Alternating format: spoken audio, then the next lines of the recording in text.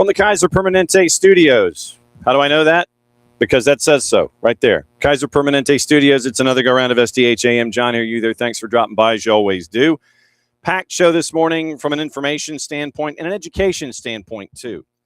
We've got Leagues Cup to talk about. We've got review preview, and there were not as many goals last night, but just as interesting storylines from what happened last night. Like I said, we'll walk you through what happened last night, get you ready for what's happening today.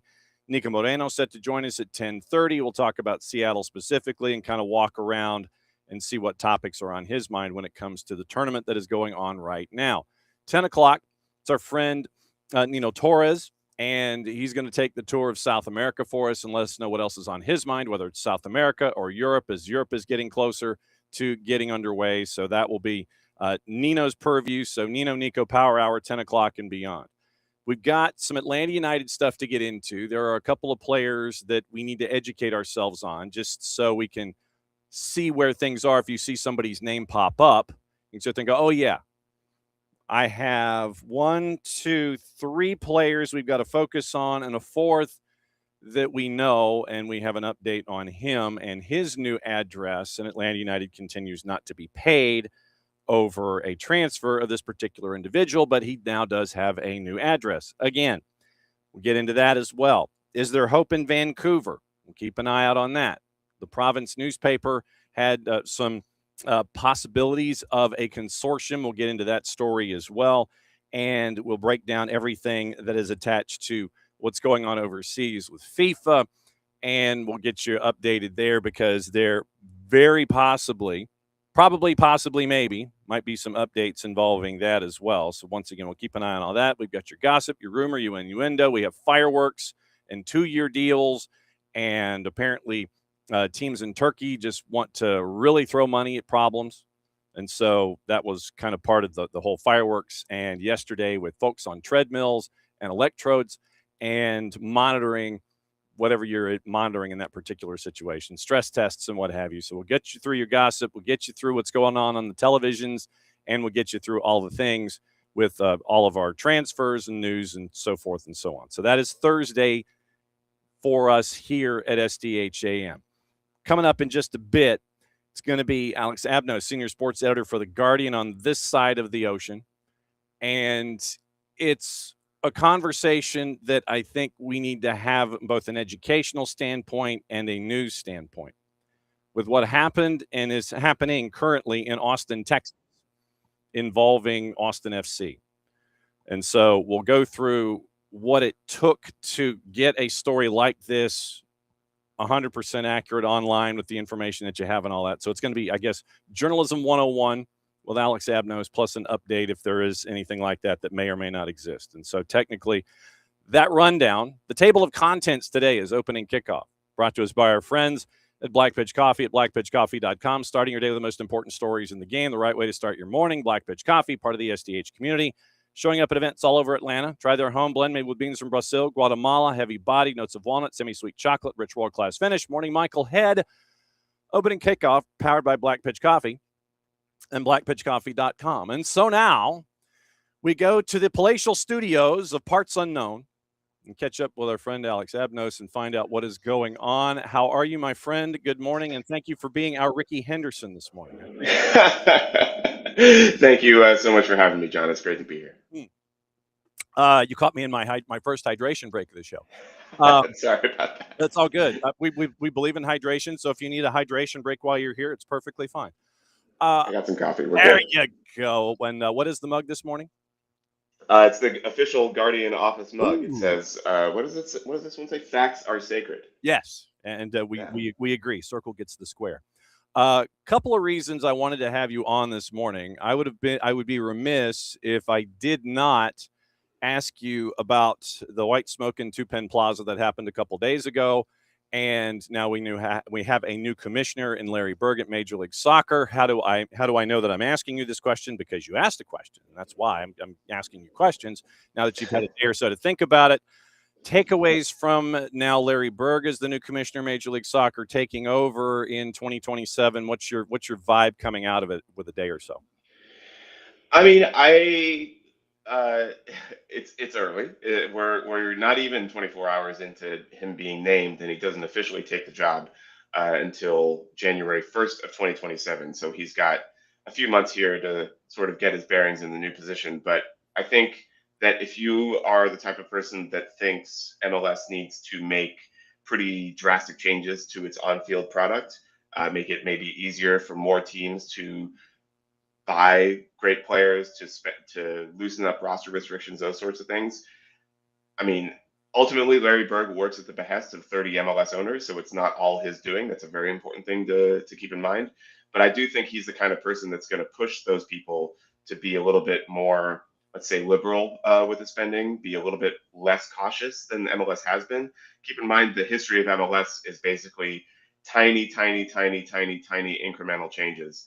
And I do think that made sense for a very, very long time, given where soccer was in 1996 when MLS started, and certainly where MLS was when Don Garber took over at the turn of the century. It was on life support basically and needed everything, all the stability it could get. That's not a problem anymore. MLS ain't going anywhere. It's got buildings all over the country. It's got a legitimately great training facilities in most markets.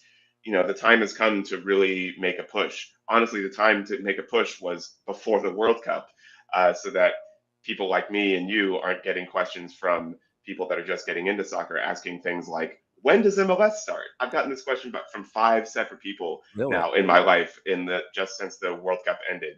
And Wow. I think that is just, you can read that positively. Like, great. These people are, experienced World Cup soccer and now want to experience more soccer. They're going to MLS, and that's good for the league. You can also see it very negatively, which is, first of all, I don't have a great thing to tell them, which is that, well, it's already been going for a few months, and if the team closest to you is really bad, then sorry, you're just going to have Yeah. to watch some bad soccer for a while. Um, and the other thing is that it's not good that they don't know. It's not good that they don't know that the schedule of MLS. I don't know if getting great players or improving the quality on the field is going to solve all of those problems. But I do think Larry Berg is the type of commissioner that's going to be focused more on those things than Don Garber was.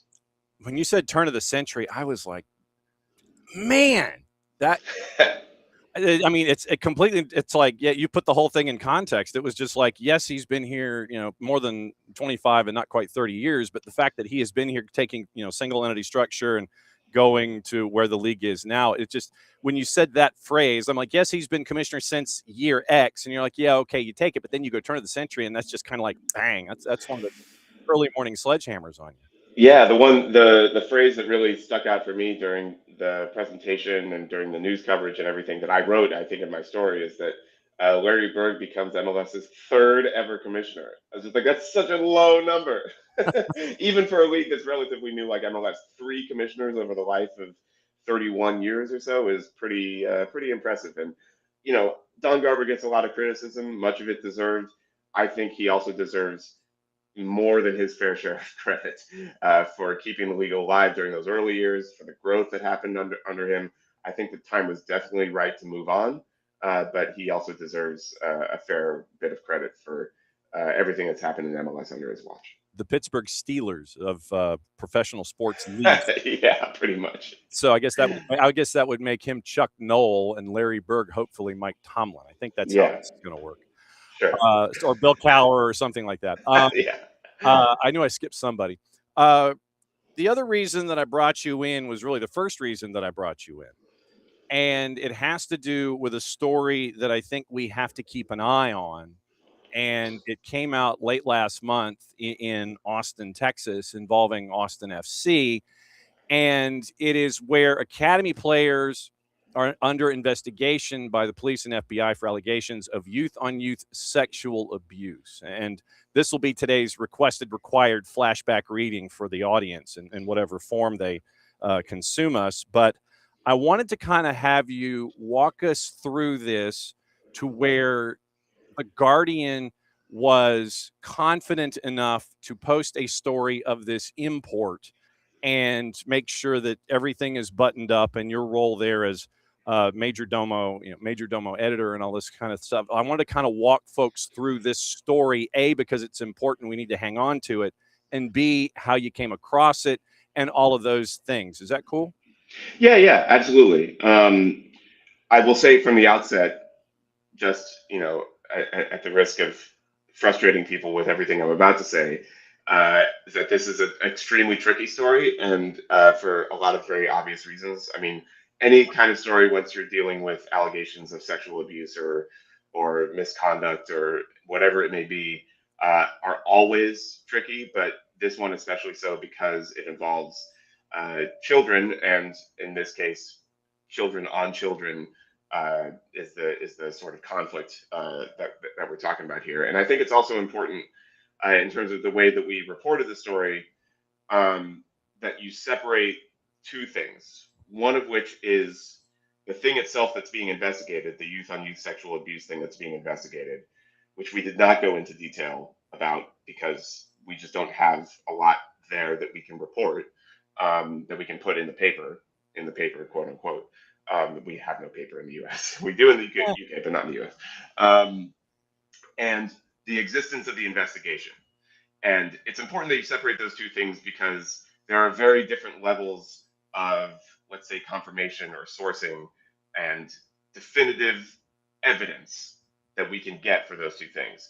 When you're talking about allegations of sexual abuse between two entities, whoever they are, two people, um, that requires like as journalists, we can't publish anything unless we are 100% sure that it happened, or that we can at least say this person says that it happened and make very, very clear that it is an allegation and not a statement of fact. And once you're talking about anything relating to sexual abuse, misconduct, those sorts of things, the line for proof of that is extremely high, and it should be, because if you get that wrong, that is a stain on that person's character forever.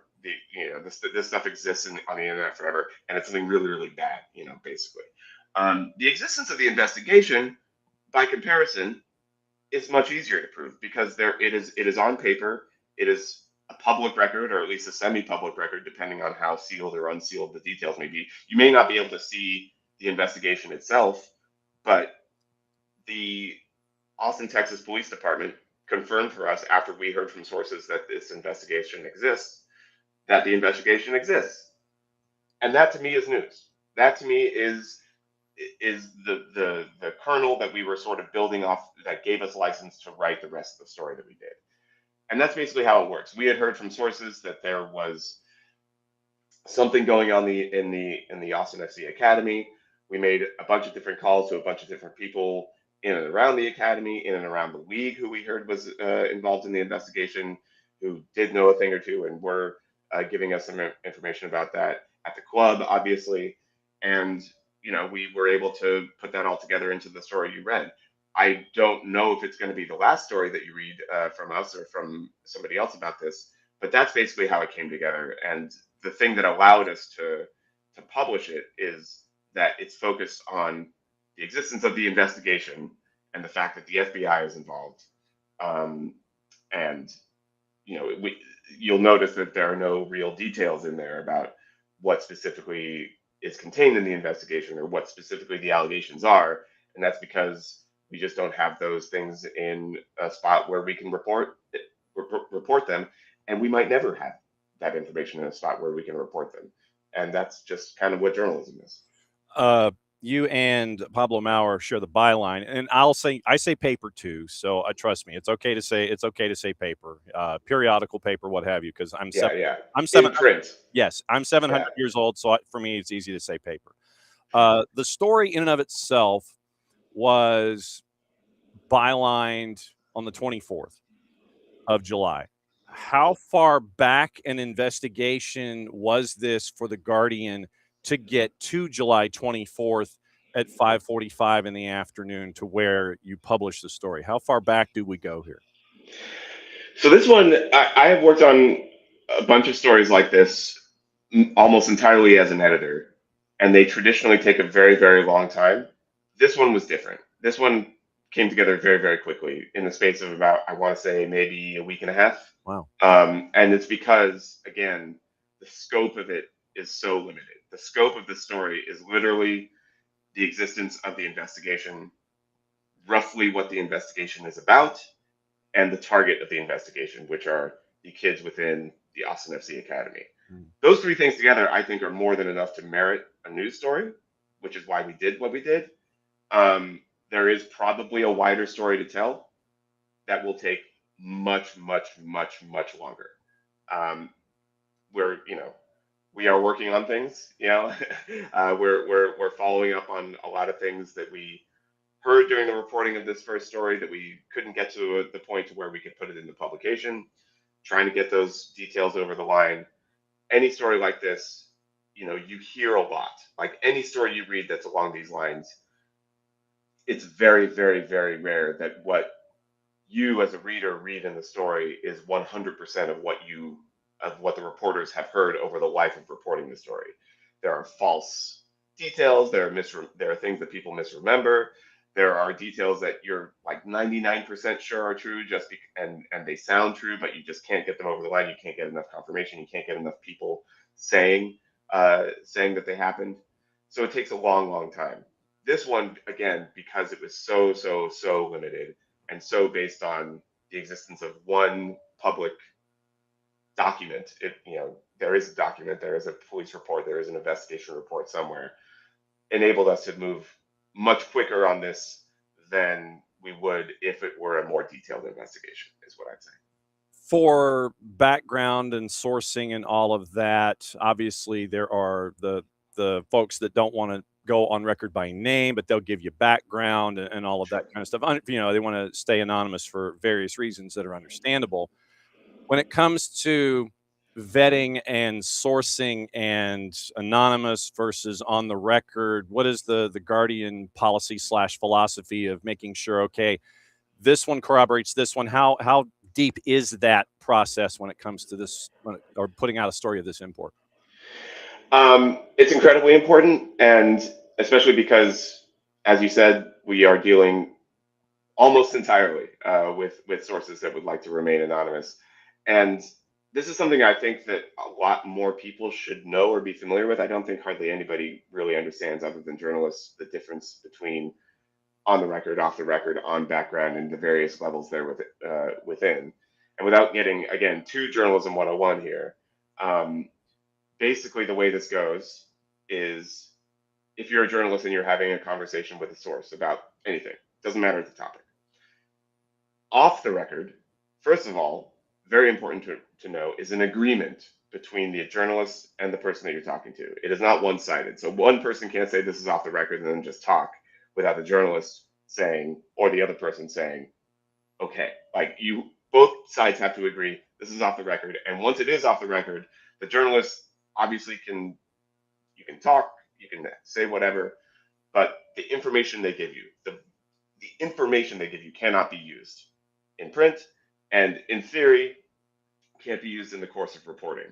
In practice, many, many journalists use that information in the course of reporting, but maybe obscure where it comes from.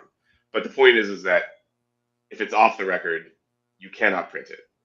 Sometimes people will have off the record conversations with sources and then go and verify that information with maybe 2 or 3 other people, and then come back to that original source and say, can we go on background or something like that?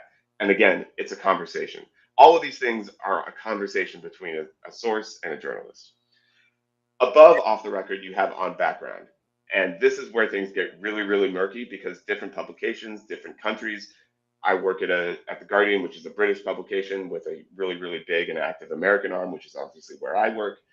The American definition of on background is very, very different from the UK definition of on background. So we run into this in our own newsroom all the time. In the US, on background there are different levels of it, but usually you can use the information they give you. Sometimes you can quote them directly. So if they say, I saw Johnny running this way, then you can put in the paper, quote, I saw Johnny running this way. Sometimes they say, I don't want to be quoted, I just want to give you the information. But regardless, you can almost never use their name. And then once again, it becomes a discussion about how you attribute them. So this is why sometimes you'll see a source with knowledge, or a league source, or a club source, or a source familiar with negotiations. Or sometimes people want to be very cautious and they'll just say a source, which is the least, like, as a journalist, you always want to be as detailed as possible. So the conversation with on background is always, can I push this person to be just like even a little bit more detailed in their attribution so that the readers get a better idea of where this information is coming from. And then on the record is on the record. On the record is you can quote them fully and directly, you can use their name, the title, whatever, and that's the easiest. But on background gets really murky, and I think a lot of people have a lot of different sort of impressions of what that means, and it is very flexible. I think the most important thing to remember is that it's always a conversation, and it's always an agreement between the journalist and the source you're talking to. That I had a lot of conversations like that. They're not long conversations. They're usually like 30 seconds, like, hey, I would like to attribute you this way. I would prefer you to attribute me this way. Yeah. And you reach common ground. You mentioned the conversations, and I'll phrase it that way, with both sides of the Atlantic when it comes to how the U.S. newsroom classifies something and how the British newsroom classifies something.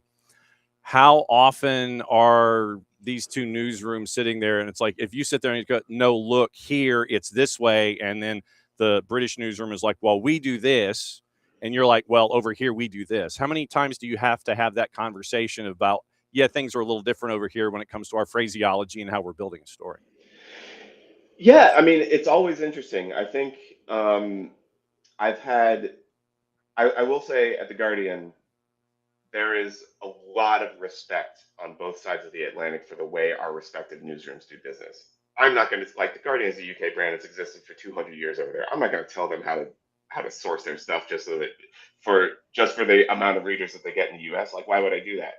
And I would say by the same token, they've been very respectful of our traditions and what we sort of see. And there hasn't really been a whole lot of conflict like I've experienced in some places that I've worked in the past. I will say that I think the British definition of on background, basically the biggest difference is that the British, I think there's less expectation of attribution for facts, whereas like in the US, you're more likely to read says a source or say two sources close to negotiations or whatever. In British journalism, you are way more likely to read just the thing. Player X is going to transfer to Chelsea. You might say the Guardian understands. That's a very British construction. Is publication X understands that FIFA has met in Rabat, Morocco, and Gianni Infantino said X, Y, and Z or whatever. Those sorts of things. Yeah. Whereas, like, if it were a purely American publication reporting on that same thing, they might say three sources, including one that was in the room, said Gianni Infantino in Rabat, Morocco said X, Y, and Z. Mm-hmm. It's just a different level of expectation within the newsroom and from readership. So I don't know. I wish I had like a more fiery answer for you, but it really is just a kind of a conversation. It does also depend very much on the newsroom that it's coming out of. I think there's generally an agreement here at The Guardian that if there's a story coming from the American newsroom, so one of our writers is doing it, one of our editors is editing it, that it will be written using all the standard U.S. sourcing language and things like that, and vice versa for the UK. There are times when we collaborate. We haven't really collaborated too directly on anything that requires this sort of conversation, but when and if that happens, I'm sure we'll be in several Zoom meetings that are probably very entertaining to us and not so much to anybody that doesn't care about the process of journalism. Yeah. But like I said, that's why I wanted to have you on for a J101 version of explaining where things come to pass with this. Sure. My follow-up is, where does the Guardian investigation stand in trying to gather more information as you're trying to update the story and find out where things are? Yeah, I mean, like I said, we heard, what I'll say is this: we heard about a lot of things in the course of doing our very first story that we could not print. Mm-hmm. For various reasons. The mostly being that, like, they're the sorts of things that you need multiple sources and a 110% degree of certainty to publish, and also keep in mind that these are minors involved, and that adds an element where you have to be especially cautious and probably even less likely to name the people involved. In fact, I would say it's almost 100% likely that, like, even if we were to do, or any publication were to do, a big, long, detailed piece about everything that's ever happened in the Austin FC Academy, it's very, very, very unlikely that any kids would be named for very obvious reasons, I would hope. Yeah. So we're following up on a lot of those things and trying to get, something that the standard in journalism is generally, if you hear the same people or the same thing separately from two people, that is like, that in some cases is enough to run a story. For something like this, I want to hear it from three people. I want to hear it from as many people as possible. Mm-hmm. And so we're just going through that process, and it takes a really, really long time because these are the sorts of things that people are not generally super eager to open up about. Yeah. Oftentimes, they just want it to go away. They want to move on. They certainly don't want to re-traumatize their kids.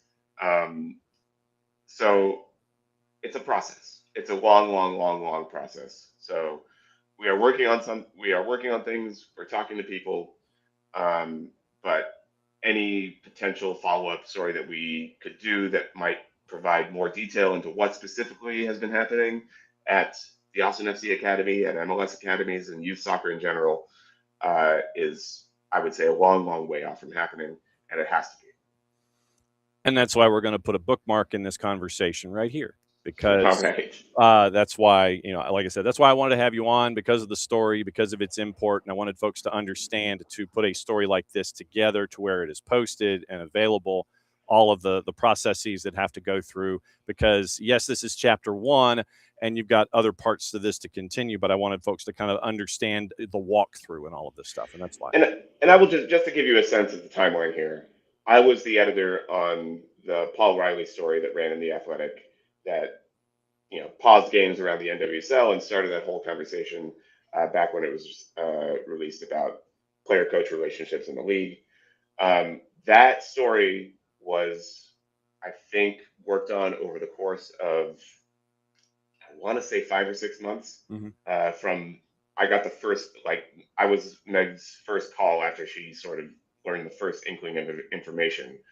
And from then, it was a long, long, slow process because you're just chasing every lead that you can and trying to get them to talk about things in a way where you can assemble a timeline in a way that not only confirms information, but that also creates a story that people want to read and that actually reveals something about the state of the league and the state of the thing that you're talking about. So I would imagine something like that kind of timeline is probably what we're dealing with here, but I don't really know yet. We're still very early in the process. Well, I can't thank you enough for hopping on and batting leadoff for us this morning to explain the story and processes and all this kind of stuff as we bookmark the story and our conversation going forward. I can't thank you enough, my friend. Continue your caffeination and permission to come back and visit and hang out and talk about other things that aren't as serious or that are as serious, and other topics that folks need to know about. Thanks for coming on, Alex. I really appreciate it. Thank you so much for having me, and you continue your hydration. We'll both be having our beverages, and it'll be great. Thank you so much. Be good. There goes Alex Abnos. He is a Grand Exalted Poobah, otherwise known as Senior Sports Editor, The Guardian on the U.S. side. And like I said, it was important because that story came out with the investigative work that The Guardian did with Pablo Maurer and with Alex. It's a story we need to hang on to. And now that door has been opened, that's why I wanted to have Alex come in and discuss what they found, how they found it, and just so we know what their background is to assemble a story like that. And that we got to hang on to it. So just put a bookmark in it. And like I said, this is too far serious a story than I know that a lot of folks wish that they would see when it comes to their sports and their sports teams, but it is a story we need to know about and need to continue to know about. And so this is the required flashback reading for the day over at The Guardian. And this was the byline of Abnos and Maurer back on the 24th. He said it came, a couple of weeks from A to B to go with this headline. And so that's where we are. So we'll keep an eye on this and, the work that they've done and where Alex mentioned everything that happened with the NWSL and everything that happened there, Paul Riley, et cetera, 5 to 6 months. So, if information comes through to where they can continue to update, that they obviously will. But to have that first story come out, just so we have it on our collective radar, that's why I wanted to have Alex on this morning to discuss everything in a journalism 101 time construct, just to kind of break everything down. So, it's a story that needs to be reported and it needs to be told and shared. But I wanted to get us to where we are just to kind of have everybody understand how we got to this point. So that's, I can't thank Alex enough for batting leadoff with us this morning. Senior sports editor at The Guardian here on this side of the Atlantic for this particular story. Morning, David. All right. So Lokeville asked the question, and we'll go ahead and go here. Any good updates on transfers to Atlanta United? And good morning. So good morning, Lokeville, and good morning, David. So here's what we have this morning out of various and sundry places. This morning, we'll start with folks that we know, and we'll work our way backward. Folks that we know that are in different locations. Thiago Almada. You might have heard of this individual. New signing for River Plate. Total agreement with Atletico de Madrid, 20 million euro. He accepted River's proposal a few days ago, and he's going to sign for 3.5 years. So he now has yet another new place on the CV and the business card. And so Thiago Almada continues to work around and find new places to play. And it still just makes you wonder where things stand when it comes to the 8 figures to the left of the decimal that Atlanta United are owed.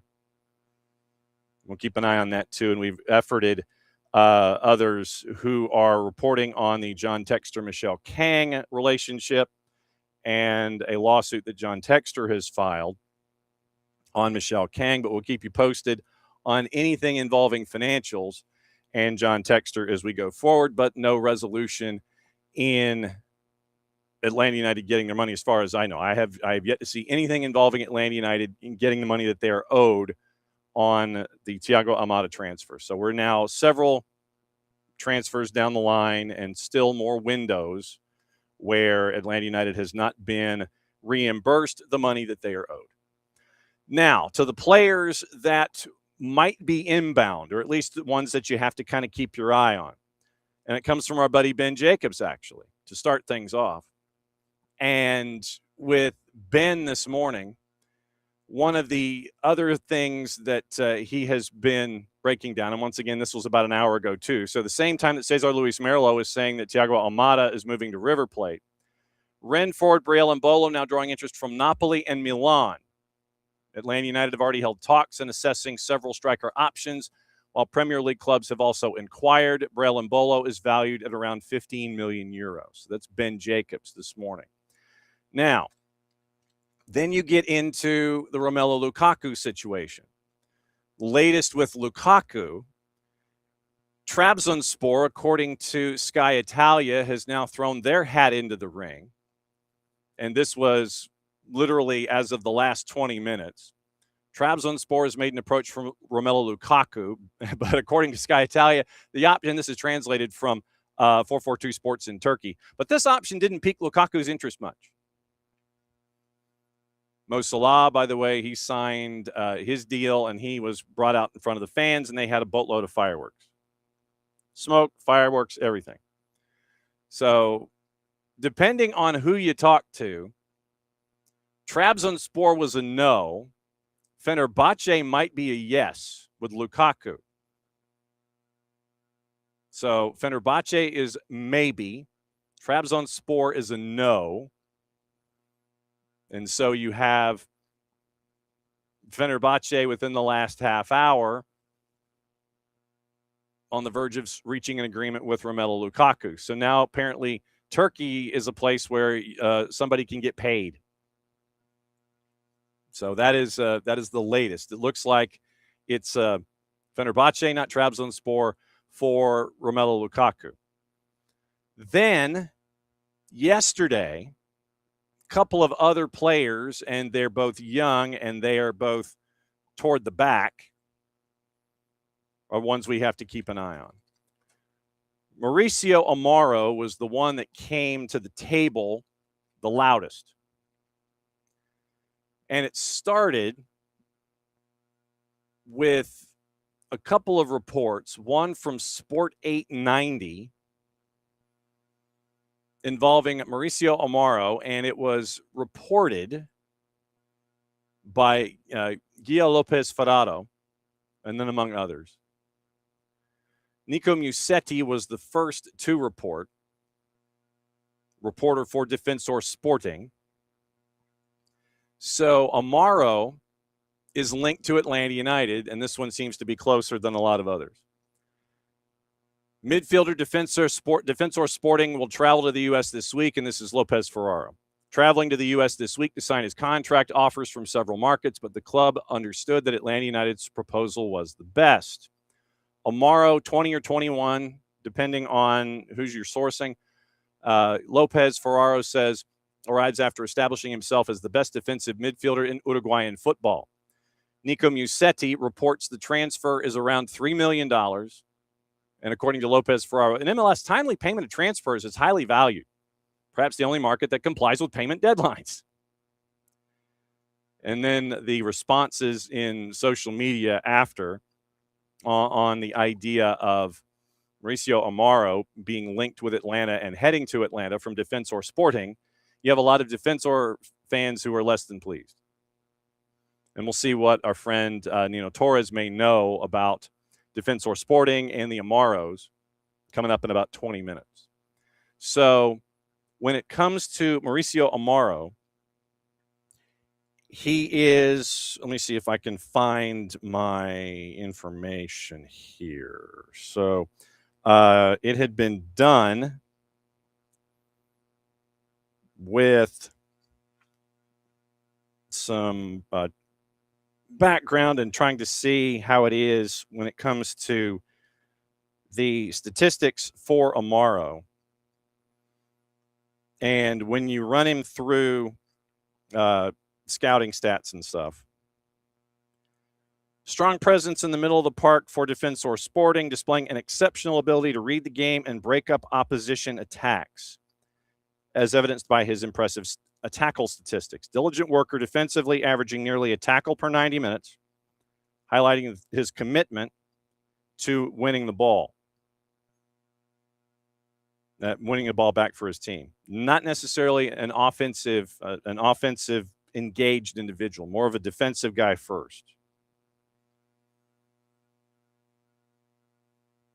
So, no, he's not a big, goals and assist guy. So he is in the grand scheme of things probably a truer 6 than what you might think of in other places. Defensive prowess stands out, making him a valuable asset in breaking up plays. But then the criticism, he'll need to elevate his contributions in possession to become a more complete midfielder. But you look at 0.6 tackles per match average. Not really a guy that's going to shoot a whole lot. When you look at aerials 1 per 90, he is toward the right-hand side of the bell curve. So that's probably another one of the things to keep an eye on when it comes to Amaro. So not afraid to get stuck in a tackle, wants to win the ball back, and that is for him first and foremost. Then it was another element in statistics that Jason had found when it comes to duels won in comparison to players at his position, literally the 99th percentile. He was like second in a list of 86 defensive midfielders. And then also at the top of the charts when it comes to tackles. So comparison study, wins a lot of duels, or has won a lot of duels, and is one of the top tacklers in comparison studies when it comes to Mauricio Amaro.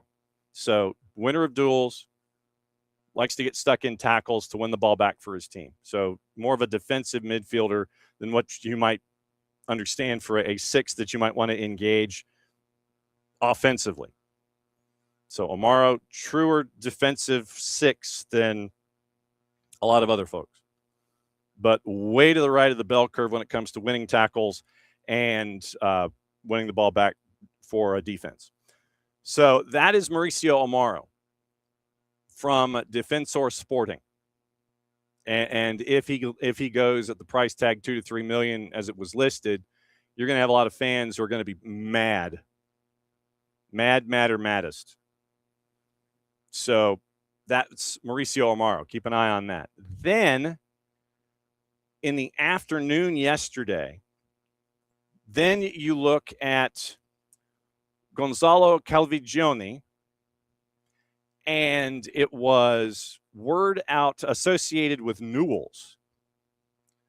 And Luca Regiardo from Newell's Old Boys was linked to Atlanta United as well. And so Gonzalo Calvigioni, Atlanta United apparently has offered on Luca Regiardo. And he is a part of Newell's Old Boys at present. And so after you're looking at, let's see, 6 hours ago, Newell's, and continuing to check on, it looks like they were on the verge of offering him a new contract. And so, and they're linking once again Atlanta United, and this is in English from Newell's, and linked once again to Calvigioni yesterday. Atlanta United made an offer for 19-year-old Newell's captain, Luca Regiardo. Important to remember who Atlanta's manager is, Newell's icon Tata Martino. And so the question is, from a Newell's perspective, are you helping the coffers at Newell's, or are you taking away one of our resources? So you have multiple folks who are saying, and like I said, reporting versus saying different. So 19-year-old captain Luca Regiardo linked to Atlanta United through Estadio Tres in Argentina. And so going back a couple days, trying to see if there's anything else, was top 3 for match day, and actually best goal of the Liga. And apparently he got into a bit of a back and forth with Paredes after Paredes launched a ball at one of his players, and he's wearing the captain's armband. Literally at Newell's, he's wearing the captain's armband at the age of 19. Central midfielder from Newell's, listed as a competitive central midfielder profile, organizing from the back, can do the progressive passing well, reliable under pressure, good pre-scanning. And one of the things that sticks out, obviously, is his maturity, his competitive maturity for his age, and frequently looks to participate is what is referred to. So Newell's right now is in they are playing a lot of youth. So it is in their current situation where they have Luca Regiardo, a 19-year-old, a central midfielder, who is wearing the captain's armband. So Mauricio Amaro, more of a defensive midfielder, probably more of a 6 than anything else. May not necessarily dive into the play, but Luca Regiardo may. Just to give you an idea about Regiardo. So now let's go to our friends at Transfermarkt and see what they have to say about Luca Regiardo. Oh. See if there's a typo in Transfermarkt. No, there's not. Interesting.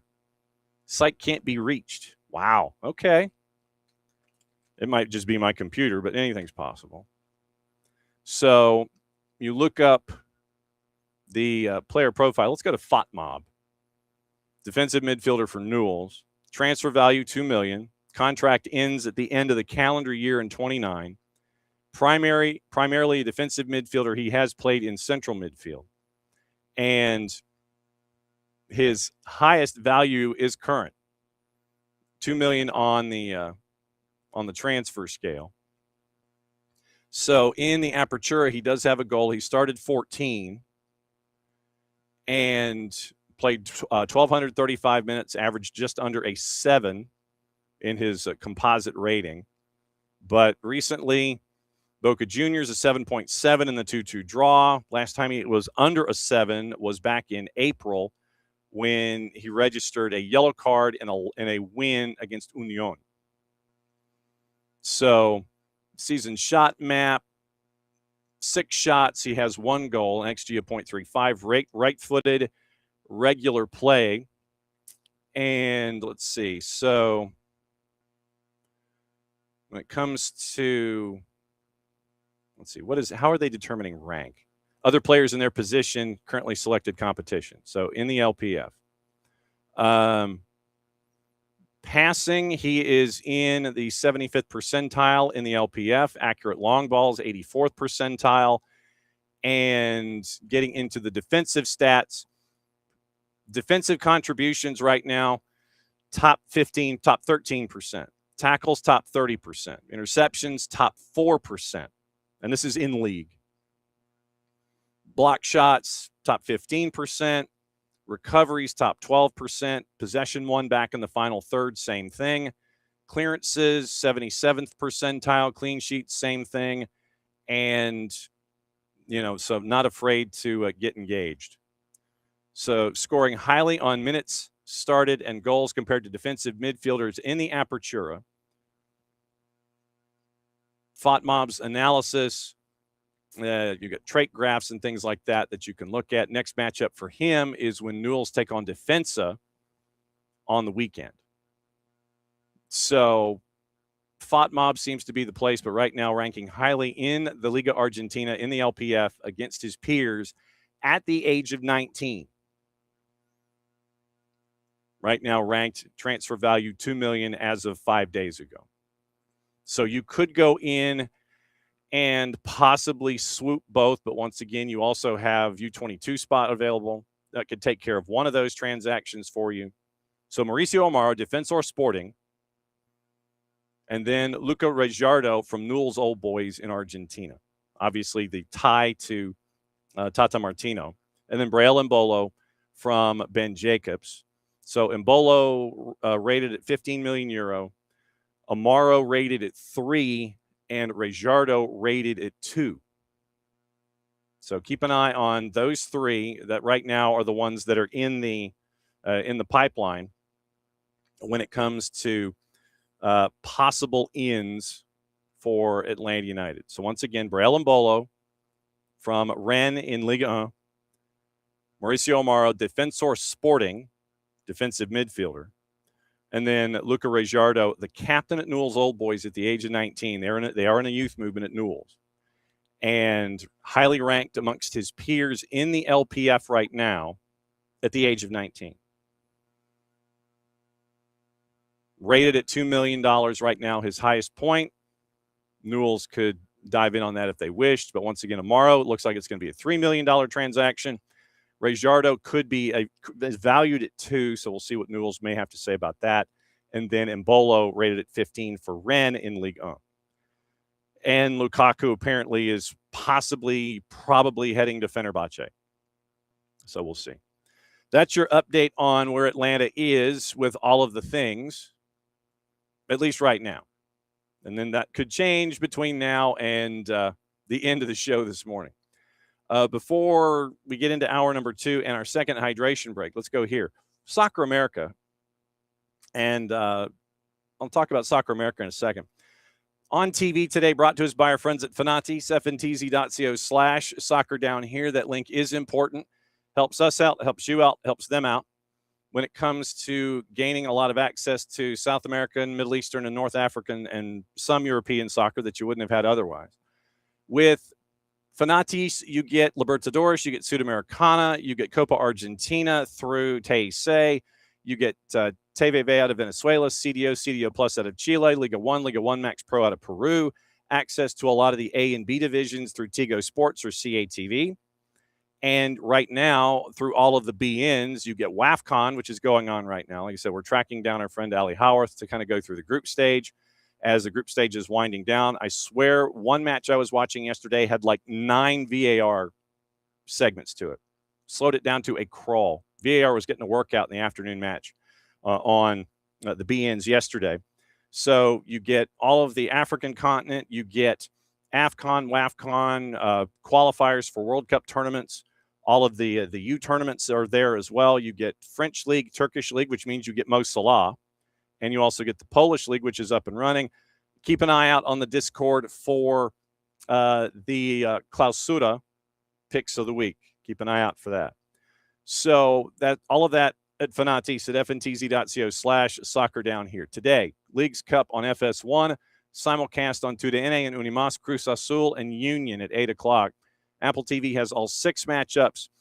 After we catch up with Niko, we'll go through all of these and give you juice boxes and all that stuff because I'd still like to find Ref Cruz. Still can't find them. Fox ONE has the Copa do Brasil, Corinthians and Internacionals at 7. Paramount Plus has League Cup, Bristol City and Walsall. Shoot, I should have worn it today. 2:45. CONCACAF Caribbean Cup at 6. Club Sando and Nome Calju. And then at 9 and 11, Central American Cup. Hankook Verdes and Municipals at 9. Motagua and FAS is at 11. AFCON at 4. Cabo Verde and Cameroon. Simulcast on BN Espanol. That's at 4 o'clock. Once again, Fanatis, fntz.co/soccer down here. This was, it was interesting to see this yesterday where Soccer America basically said, you know, a lot of the folks that we're used to seeing there, they're putting up their shingle. They're putting up the name and the logos and the rights to it after Paul Kennedy had said that he was hanging up his shingle after more than 4 decades. It was shortly thereafter that it was announced that they're listening for offers. And it was a bit of a shock to the system to see this for something that has been a part of the soccer landscape for as long as it has, to see that Soccer America is saying, you know, hey, would anyone like to would anyone like to carry on the legacy that we have started here at Soccer America? So it was a bit of a shock to the system to see that. But right now, Soccer America would not be adverse to having somebody pick up their shingle and carry on the torch. So that was, like I said, it was a bit of a shock to the system. But you know, Paul Kennedy, he announced his retirement, and then following around in short order, you see from the executive editor that, you know, hey, we're not, you know, to be honest, here we go. Here's our future, and if you'd like to be a part of it, then let us know. So yeah, it was kind of crazy to see that come across yesterday. But Soccer America is putting out their shingle. They're putting the sign in the yard. So we'll see what happens for what this has been for the last 4 decades plus.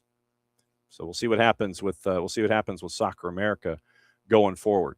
Also on the board this morning, let me get into, since we're going to be talking about Major League Soccer in a bit, I mentioned what was going on with Vancouver and the Whitecaps. And the story came out from Patrick Johnston yesterday.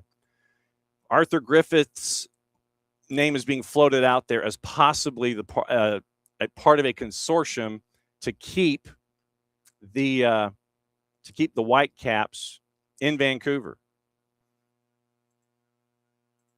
As I sit here and try and log into my account, because I read the article yesterday. There we go.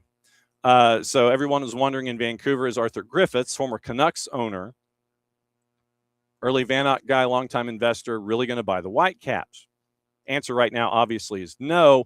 But then Johnston and everyone in and around town who's part of the media, they're kind of kicking tires, and they're thinking now maybe. Sportsnet's Dan Murphy reported late last week Griffiths is heading a group that has made, quote, a formal offer to buy the Whitecaps. Patrick Johnston from the province is kind of stepping back on that a little bit, saying it's too strong a term after talking to some of his sources, but there is seemingly a lot of folks who are interested in the idea of buying the Whitecaps. General process is a first inquiry by an interested party, and then you have to sign an NDA to get a full picture of the finances. According to Axel Schuster, the CEO, who went on the Sakaris and Price podcast a couple days ago, as many as 90 groups have now had a look at the team's full financial picture, which was 30 or 40 that had just looked in the data room a couple months ago.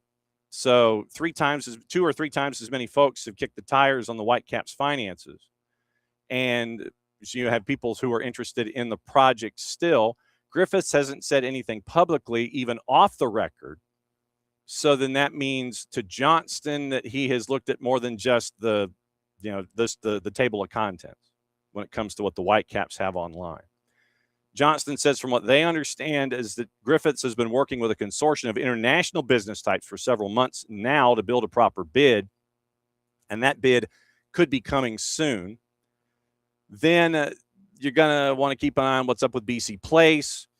Would this ownership group want to buy BC Place from the provincial government as a part of this process?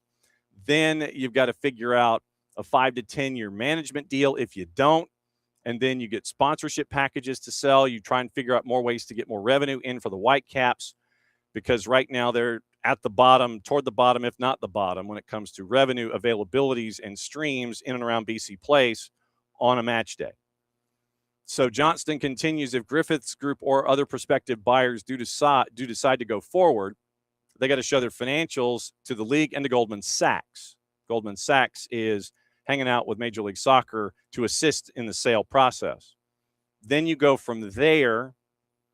Then you're not going to make a formal bid, according to Johnston, without being in a position to clear the hurdle of showing them your finances going forward. So keep an eye on this.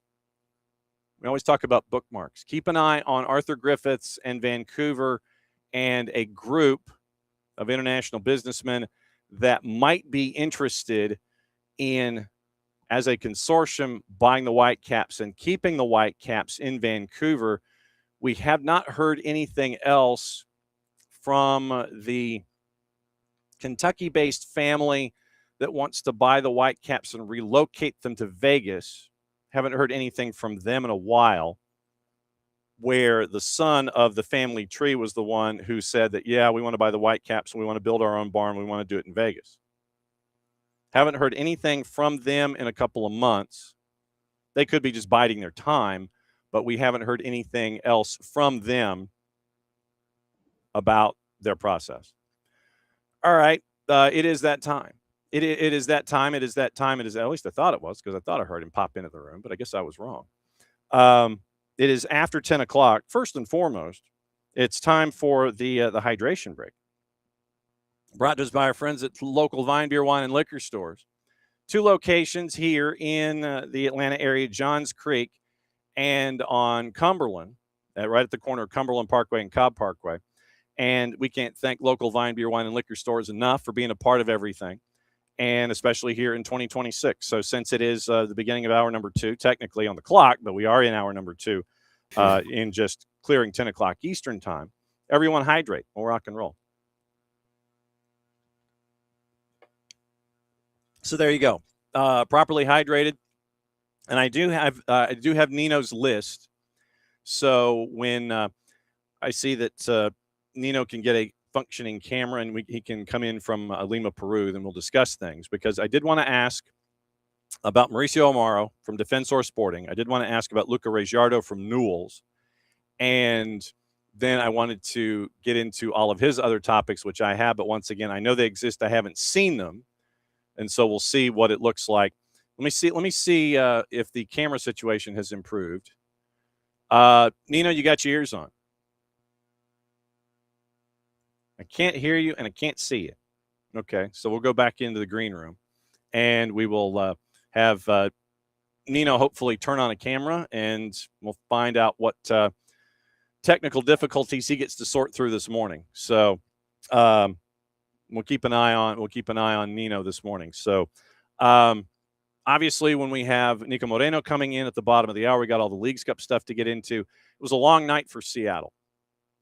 And for Seattle in and of itself, we have to ask the questions. We have to ask the roster questions. We have to ask, when it comes to what we're seeing in Leagues Cup, what the future may hold.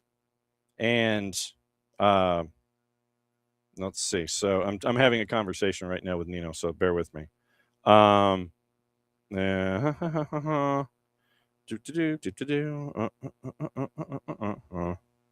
All right, so I'm telling Nino of his technical difficulties. But last night in Leagues Cup, it was it was a long night for folks. Seattle was definitely one of those, and it was definitely a long slog for a couple of teams last night, and for teams that you might have had some hope on. Nashville, they're now behind the 8 ball. Nashville's behind the 8 ball, which it's wild to think of. But yeah, Nashville is behind the 8 ball after their activity last night. And so other stuff going on around the planet really quickly. Your trending rumors: Liverpool considering approach for Real Madrid defender Raul Asensio, according to Team Talk. Liverpool reportedly contacted by the 23-year-old reps regarding a deal, open to a move. Real Madrid want to move him on. Believed Asensio is keen to stay at the Bernabeu, but Jose Mourinho's informed him he doesn't feature in plans. Manchester United considering a move for Jedi Robinson at Fulham, according to TalkSport. United have lined up him as an alternative to Lewis Hall, who they'll switch focus from if their planned £60 million offers turned down. Move for Jedi expected to require a much lower fee. Could be required to tempt Hall away from St. James Park. Aha! Okay, so turn that device one turn sideways. So that way you take up the full screen. There we go. And where's my pop? There it is. Okay, now he's there. And we go to Peru. What up? Jeez. Hey Johnny, I'm here, man. I was having issues with the laptop. I don't know what's going on, so we got more devices, so we figured it out. We make it work. You got it, brother. I'm not going to dilly or dally. I look at your list. The very first time Seven Nation Army became a sports anthem has a Peruvian reason. What the heck is going on here? It's amazing, man. It's an amazing story. Actually, I found it last night. I was scrolling and I saw this. I'm like, what? La la la la la. No, so that song became an anthem back in 2003, Champions League. Yeah. Bruges goes to Milan to play the almighty AC Milan back in 2003 when Milan was Milan, right? No, not like right now. And then went ahead, and there was only a handful of away fans in San Siro, right? And then Bruges ended up winning that game 1-0. Right. And then when they scored, somebody just like went and like, la, la, la, la, la. And you know who scored that goal? You know who scored that goal for Club Bruges? Andre Mendoza. Okay. Peruvian striker playing Columbus Crew. And he was the reason. He's the reason why Seven Nation Army is a sports anthem now, man. Isn't that amazing, Johnny? The things that you can find. That in and of itself is cool. I just wish that Seven Nation Army and having that as a song, it's about 20 years too long, man. Oh my! I was looking at it. It's just amazing, man. 23 years, and it's like 24 too long. Topic number 2, no shock. 2026 World Cup attendance better than 94 and yet. So what's your and yet, sir? What are you talking about here? That's what I want. That's what I want to know. That's what I really want to know. And yet what? Right? So the average attendance was 69,000 plus something, and in 94 was 68,000 something. And analysts, I don't know if I call an analyst, but what are you trying to do? What's the point here? No, because you can consider the games in Mexico and Canada, that the capacity of the stadiums was bigger this time, and the ticket system that it was used in night. Be happy, brother.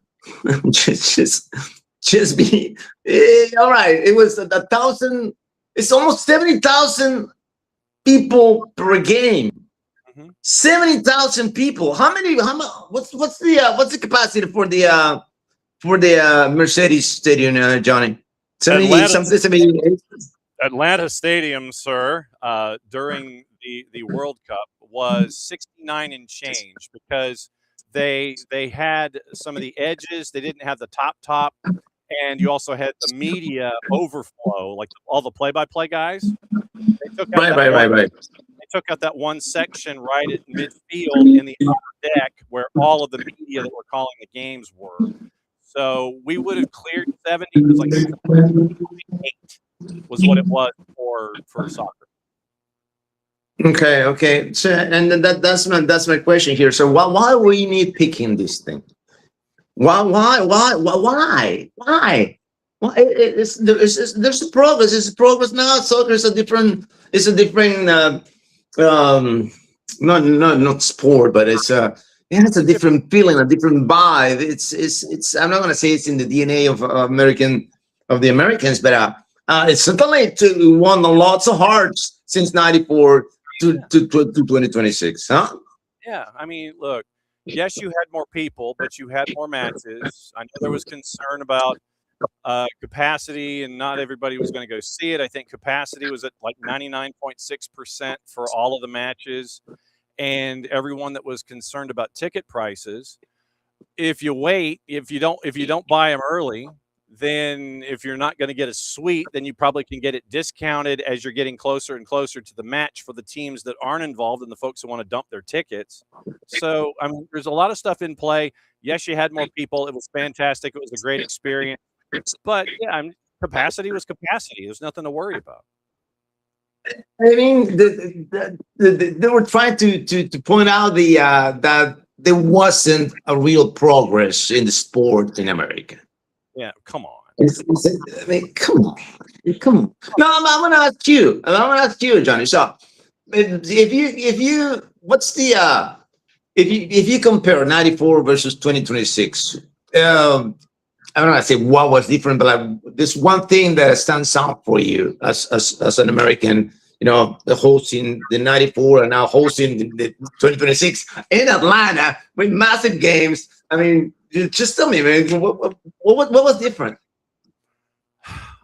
The fact that you had all of the different diaspora that were here, all the different fan bases, and I know that there was a concern about, well, they won't show up. I mean, look, here's who I'm wearing today. As a matter of fact, let's step back. Here's who I'm wearing today. This is the match day T-shirt. That's who I'm wearing today. And we got to see firsthand here with the 8 matches that were at Atlanta Stadium. It was an Argentine takeover. It was beautiful. Insane, man. I think it was, you can say, and you can talk to Jason about this all day long. You can say what you think it's going to be. Know they're coming. But until you see it, and the videos are out there of the Argentina fan takeover of underground Atlanta, where they had to stop folks going into underground because there were so many that wanted in. And you had the banners and the marches and everything. I mean, look, you had 12 different fan bases come here to Atlanta. And it didn't matter if it was DR Congo, Uzbekistan, Morocco, Haiti, Argentina, England, you name it. Cabo Verde, Spain, didn't matter. They all showed up. They showed out. It was loud. It was hot crowds the entire time. And I hope it was a reminder of what the sport can be in every single place that it touches. And if you're getting to experience something of a tournament type, you might think you're different, but the more you hang out with each other, you're more alike than you think when it comes to your love of the sport and the love of your favorite team. I think it was a great reminder for us. It doesn't matter if you're DR Congo, Uzbekistan, Haiti, whomever. You're going to show up. You're going to love your country. You're going to love your team. You're going to love your sport. And I think it was a great reminder for all of us of that here in 2026. What about the American fan? What do you see different in the American fan this time? In the American fan? Expectation. Right, there was, yes. In 94, it was like, hey, look at this. This is cool. In 26, it's like, nah, fam, we're expecting. Yeah, this is what the expectations there now. I think in 94 it was something of, hey, wow, look at this. It's a World Cup. Right. And we get to now you have, hey, look at this. It's a World Cup, and now you have expectation. I think that's the biggest thing. And that means a lot. It's a big change because now you're demanding results. Now you want to be part. You just want to be part of the dance. You want to be part of the podium. Okay, that's what you want to be part of. Yeah. And I believe that the U.S. men's national team, if they continued with Pochettino, I think that they're gonna go far next time. In the next World Cup, and there's going to be more progress. I was actually surprised about the performance from the U.S. men's national team, but then in the end, the last game was like same old story. But overall, for me, I watched, dive, dream, and eat soccer for 45 years. Uh-huh. This is the first time that I've seen an American team really. Not just being a part of the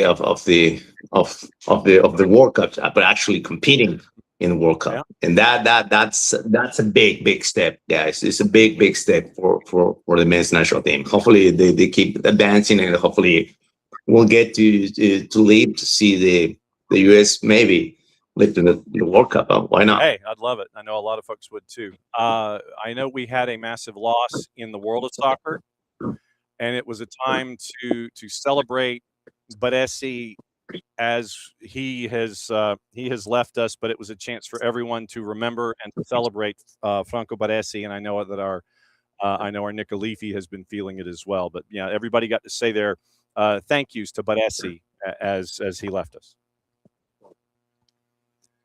Yes, absolutely. And I became a fan of AC Milan because of the Dutch trio and Baresi and Maldini.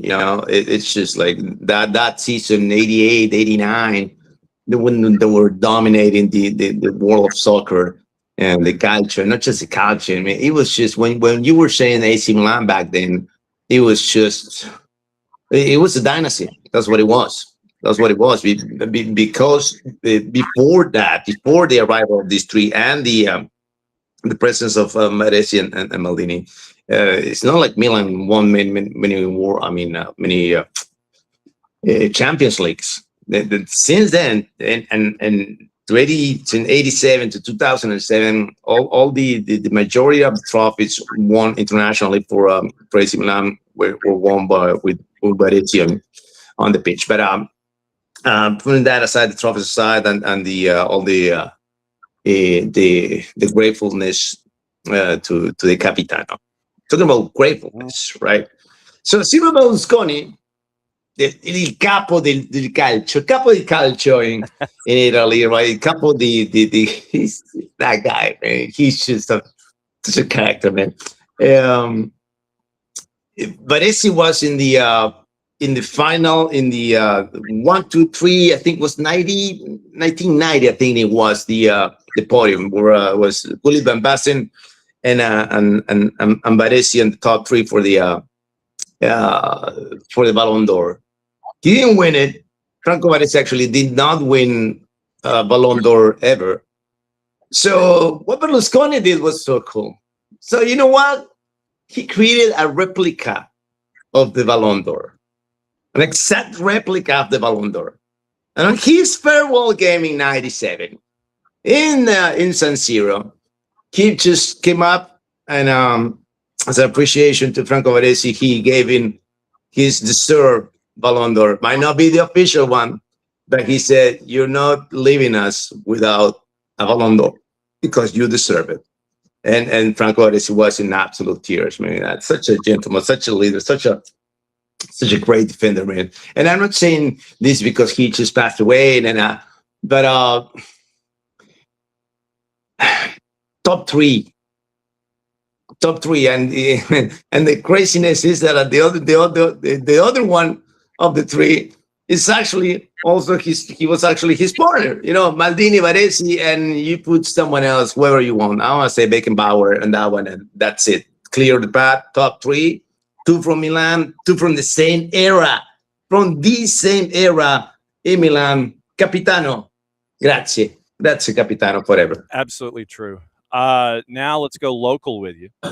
Universitario Sporting Cristal, Friday night football, Liga Uno, brother. That's not good. That's not going to suck. This is going to be massive tomorrow night, 8:30 p.m. Friday Night Lights in Peru. At the Monumental, 65,000 people.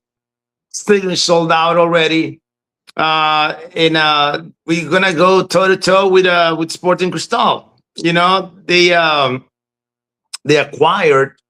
signed several strikers on this offseason during the World Cup. The market in Peru, the transfer market in Peru was wild. Johnny, was wild. You know, they went ahead and get Barcos. They went ahead and get Michael Hoyos. I mean, it's just it's loaded. Cristal is loaded right now. But we also got our signings. But I know I said this the last time around that we were going to win it. But then we lost in Cusco as we were underdogs, right? Yeah, Universidad is a dog. Yeah, I know. Everybody's a dog in Cusco. And but that was not the thing, Johnny. It was not the thing that we were the underdogs. It was that because you couldn't go there and survive. It's not an excuse. It's just you got to survive. It's an actual obstacle that you cannot deny. It's just like you cannot put it aside. No, we want to go. No. You can go around it. Yeah, you got to play there. It's 12,000 feet above the sea level, and you gotta deal with it. But we always play good in the altitude, but not that night. On that night, it was just not about the. Matter of fact, Cienciano could have beat us like 3-4-0, and in that game we ended up losing by just 1. But the idea is not there. It's not there, John. It's concerning because we switched from having one anchor, one pivot, and now we're playing with 2 pivots in the midfield, and it's just amazing how we're still missing Rodrigo Ureña, the Chilean, in that position. He was just handling by himself. Now you got 2 players in the same position, sharing the roles, and he just can't get it done. And it's insane with this. That's the piece that we haven't been able to figure out how to replace yet. And to tell you the enormous influence in the game, in the structure, in the team that he had, Rodrigo Ureña, in the past three championships. Now he was an essential part of these three championships, and now we're missing. Now hopefully, hopefully we perform better tomorrow night. I don't want to see that. I don't want to say that. Oh well, no, we want to win. No, but the thing with the Clásicos with Cristal, it's less hustle and more playing. That's the good part, right? Okay. When you go with Alianza, it's all hustle, all on the grinds with it. It's just a fight, it's a war. No, with Cristal, it's like, who's gonna play better tonight? That's the deal. That's the main goal here. We're gonna play better than you, and it's just not gonna be you. We're gonna play. I want to play better than you, and that's the essence of these Clásicos. We always have better play Clásicos between Cristal and Universitario than with Alianza Lima. Hopefully, we win tomorrow night. You are a minus 135 favorite. The draw is a plus 265, and Sporting Cristal coming to your barn is a plus 295. Cusco, by the way, is a favorite on the road at Comerciantes Unidos at a plus 129 tomorrow afternoon. Yep. 4:15 in the afternoon. You're playing on a Friday at 2:00. You're playing on a Friday at 4:15. Yeah. That's what we do. That game at 2:15. Where is it, Johnny? Well, it's it's at Comerciantes Unidos is the 4:15 with Cusco, but Sport Huancayo is hosting Los Chancas at 2:00. Yeah, those games they specifically designed to the altitude hits you worse at that time of the day. That's why. Oh. You don't see you rarely see games at nighttime. Well, in case in Cinciano don't care. They play at nighttime, and mainly because they have a bigger stadium. It's 45,000 sitting in that stadium in Cusco. So they want to play nighttime because we're not collect money, right? But in Huancayo and the Wireless, it's a different story. They just want to win. They're gonna put you games at 2 p.m., 1 p.m., where the altitude hits you the worst.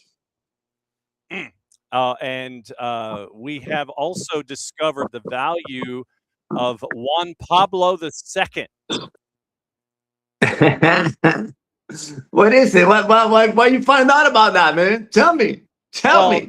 Well, it's not every day that you got a team named after a pope, and also that they use the old San Diego Padres, the old gold and brown as their jersey colors. So we've been gravitating toward Juan Pablo II in Liga Uno. It's insane, man. I just got to tell you this, right? This is the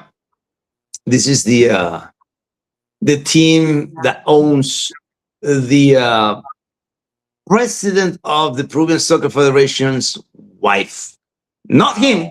His wife. He doesn't own that. No. It's his wife. Doesn't have nothing to do with it, right? We're sure that there's no. All right, we're clear now, right? I think maybe. But the wild part is that their training facilities are the best in the goddamn country. Oh, there's the E rating today. All right. The best facility in the country belongs to this team. Oh, wow. Huh? But no. I mean, they just they the raffles and the parties and the salt cakes and that's how they got the money for that.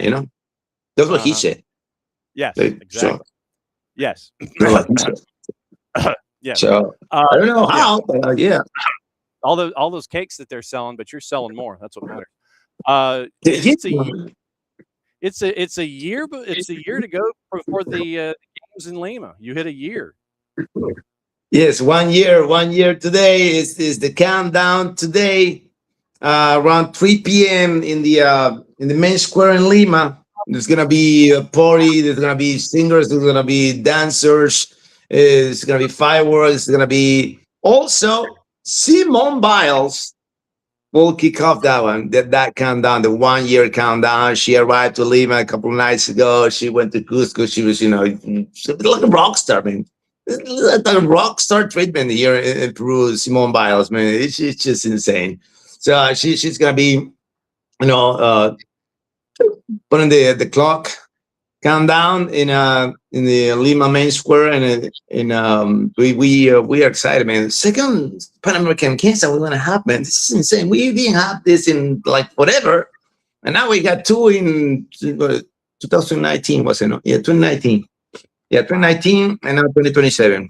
We got two times in less than a decade, so it's not bad for Lima. So everybody's welcome to the next year's Pan American Games, guys. So just let us know if you're gonna have a place to crash in. I got a couch, a big couch. I got my dog here too. Well, yeah, that, and we're hoping that we got to figure out how to get you in to cover soccer at the Pan Am Games. We got to figure that out too. We got to get Yes, you sir. as the SDH correspondent. All right. So, what's the latest with the baking and the things? What's the latest with you? Brother, you know what? It's just crazy. This lady, which is my biggest customer, she always buys cakes for me. I think she buys cakes for me like every week, right? So she came out with this, and can you do a Hello Kitty cake? And she sent me a picture, like, Yeah. man, I was like, Jesus, I was looking at her. I mean, and it was, it was on WhatsApp, right? So she didn't see my face. So my reaction was like, man, I'm gonna do this thing. And I said, yes, of course, right? And then I figured it out, right? I just say yes, and we turned out pretty good. I'm so proud, man. Just look at it in the IG I just posted last night. It's just crazy because it was just my first, kind of design cake. I gotta do the research and how you do this thing and that thing, and I get the toppers and everything. And the lady, she sent me, because it was for her niece, the cake, right? She sent me the video of the revealing, right? They got the box, put it on the table, and she opens the box and it's like, it's so beautiful. Man, yeah, that was it. Nino, you nailed it. Nino, you nailed it. Fantastic. I'm so happy, man. That's great. Keep me posted on travel plans for food, because we want to sample it too. It doesn't have to look like Hello Kitty, but we want to expand into the Americas. That's what we want to do. We want to sit there and flash it. You'll get it. You'll get it. As always, my friend, it's great to see you. We love you very much. Do not be a stranger, and we'll catch up with you again. I think it might not be next week. So unless you can come in on Wednesday, but we'll figure it out, because I have an assignment where I have to be outside of this studio this time on Thursday. But we'll keep you posted for next week. We love you very much. We'll see you soon. All right, see you, buddy. Take care. There he goes, Nino Torres. Darned internet. So, darned computer. Sorry, my bad. It's a darned computer. But yeah, next Thursday, we're at the media game for Atlanta United, and so that'll be streamed. Mike and Jason will be on the call at the Children's Healthcare of Atlanta training ground, and I'll be patrolling the sidelines, talking to very, very tired members of the media who are going to be trying to score on Atlanta United personnel. So that's going to be 10 o'clock kick next week. So that means that we've got to figure out Nino and Niko for Wednesday, Friday next week because of the media match. We're probably going to do a power hour from 8:30 to 9:30, and hoping to do it from the Children's Healthcare of Atlanta training ground next week. Then we got to do the media match. Kicks off at 10, atlutd.com/live. You can have fun staring at your favorite media members. Like I said, Mike and Jason on the call. I'll be downstairs, and we'll have fun scheduled, Mother Nature permitting, next week at 10 o'clock, atlutd.com/live, the media match, where media get to sit there and get gassed after running around for 5 minutes. And I think Maddie is going to be at left back, and she is going to try and keep as many people from humanly possible as scoring. So that'll be next week. A couple of pieces of news. Mo Salah is official at Trabzonspor. It's a 2-year deal. It is also official. RB Leipzig's Yan Diomande is joining Real Madrid in a deal worth up to 140 million euro. Barca have held talks with Rodri's camp over the conditions of a potential deal. So now Barca is trying to get there ahead of Real Madrid. We were talking about other transfers and things like that.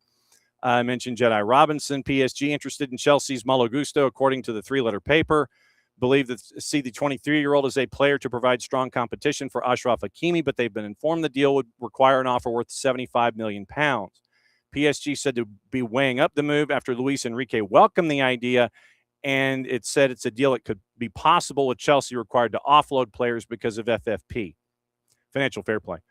Forest want to keep hold of Morgan Gibbs-White amid interest from Bayern Munich, Manchester United, and Chelsea, according to the 4-letter paper. Been identified by Bundesliga champs as a potential replacement for Michael Olise should he leave. United could see him as a future successor to Bruno Fernandes. Gibbs-White remains contracted at the City ground till 28 after he penned new terms following an approach from Spurs last summer. Arsenal preparing a new offer for Villa defender Ezri Konsa, according to the 4-letter paper. They've been keeping an eye on him all summer. Despite Villa's hopes of securing him to a contract extension, braced to receive an improved proposal from the champs after the previous one was below his £60 million transfer valuation. 47 appearances, all comps linked to Liverpool. Let's see. Vinicius Jr. progress made in talks between Real Madrid and his reps over a new contract yesterday. Club making a latest improved offer. Players camp now feeling optimistic about a renewal.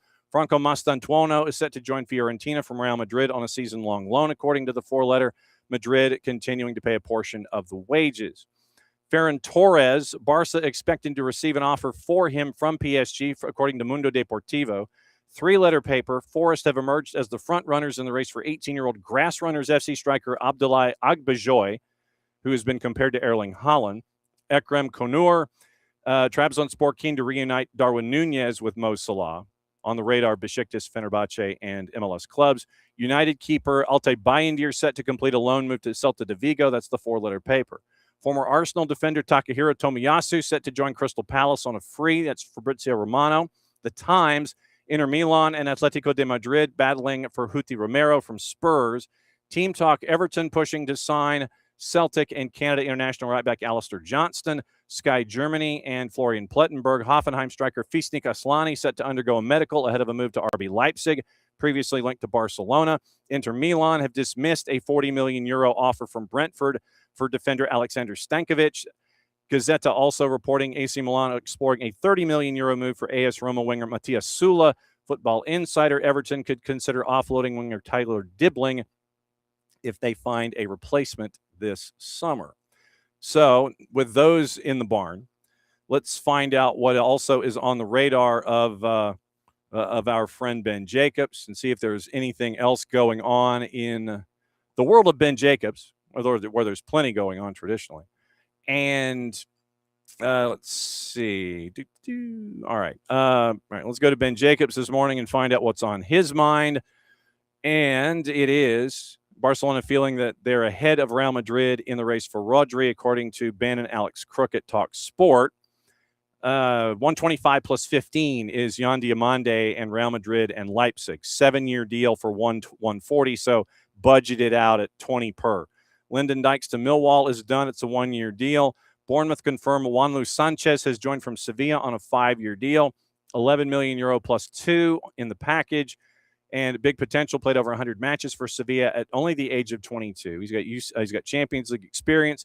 Bournemouth have spent over 60 million euro. Sources say Bournemouth feel their squad is 95% complete, and the intent remains for Alex Scott-Ryan and Junior Krupi to stay.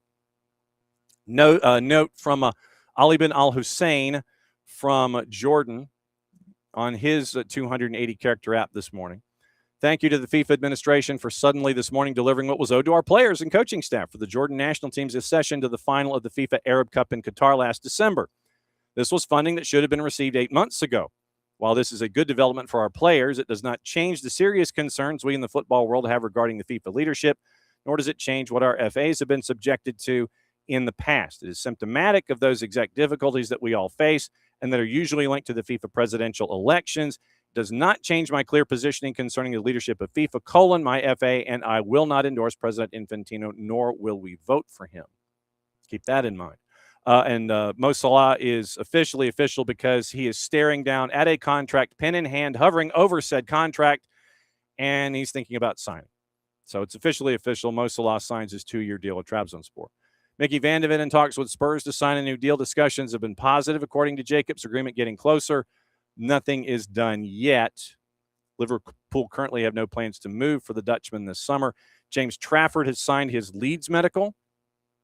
So release clause within fast-moving negotiations. So he'll be between the sticks for Leeds. Joel Veltman has joined on a free after leaving Brighton. He's now at West Ham with Nino on a 1+1. And Veltman says, quote, "We know that West Ham need to be in the Premier League, and for sure that is our goal this season." Middlesbrough set to sign Tottenham defender Ashley Phillips for a £7 million deal plus add-ons, according to Scott Wilson at the Northern Echo. And Phillips has permission to undergo a medical. We mentioned Rodri. Bruno Guimaraes expected to sign a 4-year deal, and a 1-year option has been discussed. $75 million agreement in place with Arsenal. So that sets up everything from Ben Jacobs this morning. Now, Tom Bogert, Aiden Morris opened the door. Berhalter and Arfston once again following everything to Middlesbrough.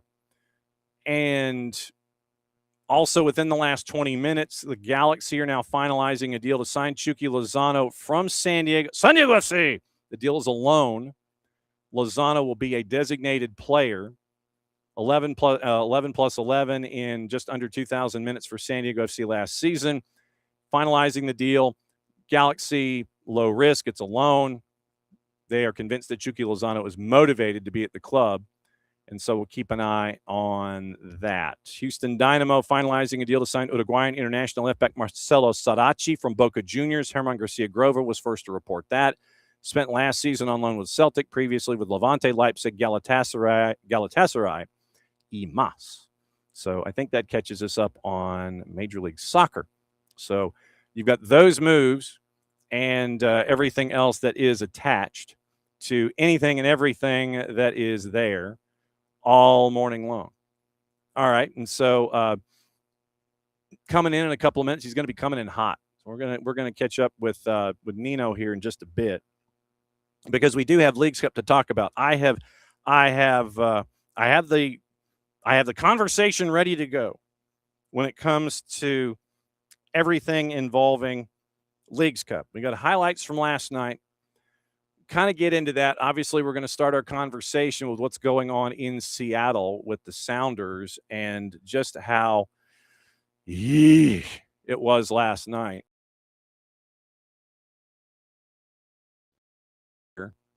Went through the table for Moreno joins us. And we'll start at the end. Last night, late night, LAFC was going back and forth with Chivas, 1-1 after 90.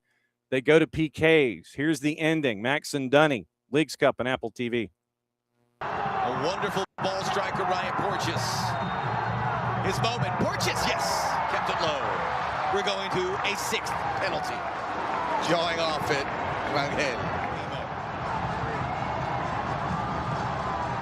Romo! Oh, big left paw. Thomas Hassan coming up with the goods.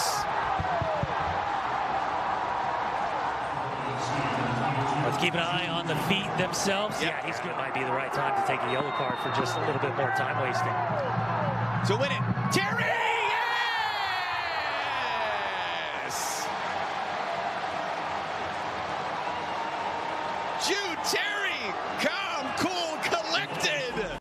And getting the extra point for LAFC, will it be enough? We'll find out. Let's go to Seattle and catch up with Niko Moreno, Pulso Sports, and find out. Late night for you, sir, and I did it on purpose. I went backward. Late night last night, we started with LAFC, Jude Terry locking it down in the 6th frame in sudden death PKs, which means the other late night game, and you are shaking your head because you know where we are going. It is the Estadio Nemesio 10 Top ranked Toluca, 15th ranked Seattle. By the way, sir, good morning. Good morning, John. Good morning, audience. It's once again another beautiful Thursday. Trying to get established, connected here with a second computer that I'm running to make sure that our connection is always great. So I got two setups. I got the regular setup, and I got, of course, the SDH specific setup. I call it the John Nelson special. Oh, baby. God. So excited to be here. To be honest, excited to just talk to you, man, because it hasn't been an exciting time here in Seattle. It's actually dark, murky times in the Pacific Northwest, specifically here in Seattle, man. It's just loss after loss, issue after issue, injury after injury. And last night, it was just another game where the Sounders didn't just lose, but they were completely dominated in every facet of the game. They gave up near 30 shots. They were unable to create a lot, and the couple of moments that they did create, they were unable to capitalize and finish. Look, man, I understand that this team is been plagued by injuries and the amount of injuries that no MLS team could really withstand. But that's not an excuse for some of these performances. And look, to be honest, just the understanding that, yes, you're playing the top ranked team in this tournament, top ranked team in CONCACAF, essentially. You are completely outgunned. You're clearly the heavy underdog. But when you, as the head coach of the Sounders, in Brian Smetzer, just don't come up with anything new to just try to maybe at least shake things up, right? I mean, you have the most amount of losses consecutively in history, and you decide, because where you are on injuries, that you have to get a whole bunch of Tacoma Defiance guys to be on your bench. I thought that maybe there was going to be some sort of creativity there in terms of, hey, we're going to change the formation a bit. We're going to go with a 4-4-2. Maybe we're going to start some of these Tacoma Defiance players that have been, on a hot streak, and they can maybe provide a little bit of a spark. But it was just a lot of the same, almost the same lineup that you saw against the Portland Timbers, except for the ones that you had to change, of course, like Paul Arriola for Kalani Kozarienzi. But you go with the same pivots. You go with the same setup of Ferreira and Albert playing right next to each other. So it just feels like there was just nothing differently about this game. It's like you're running into the same wall. And because of it, you got played out of that field. And if it's not for a phenomenal, heroic, legendary performance by Stephen Fry that had 16 saves. Holy crap, I just saw that. You probably lose this game 5-0, if not 8-0, if not 10-0. I'm kidding, no. But, it could have got really, really bad early. And it was just a Stephen Fry show. Oh, my God. I'm seeing this for the first time because I saw most of the match and it didn't quite hit me.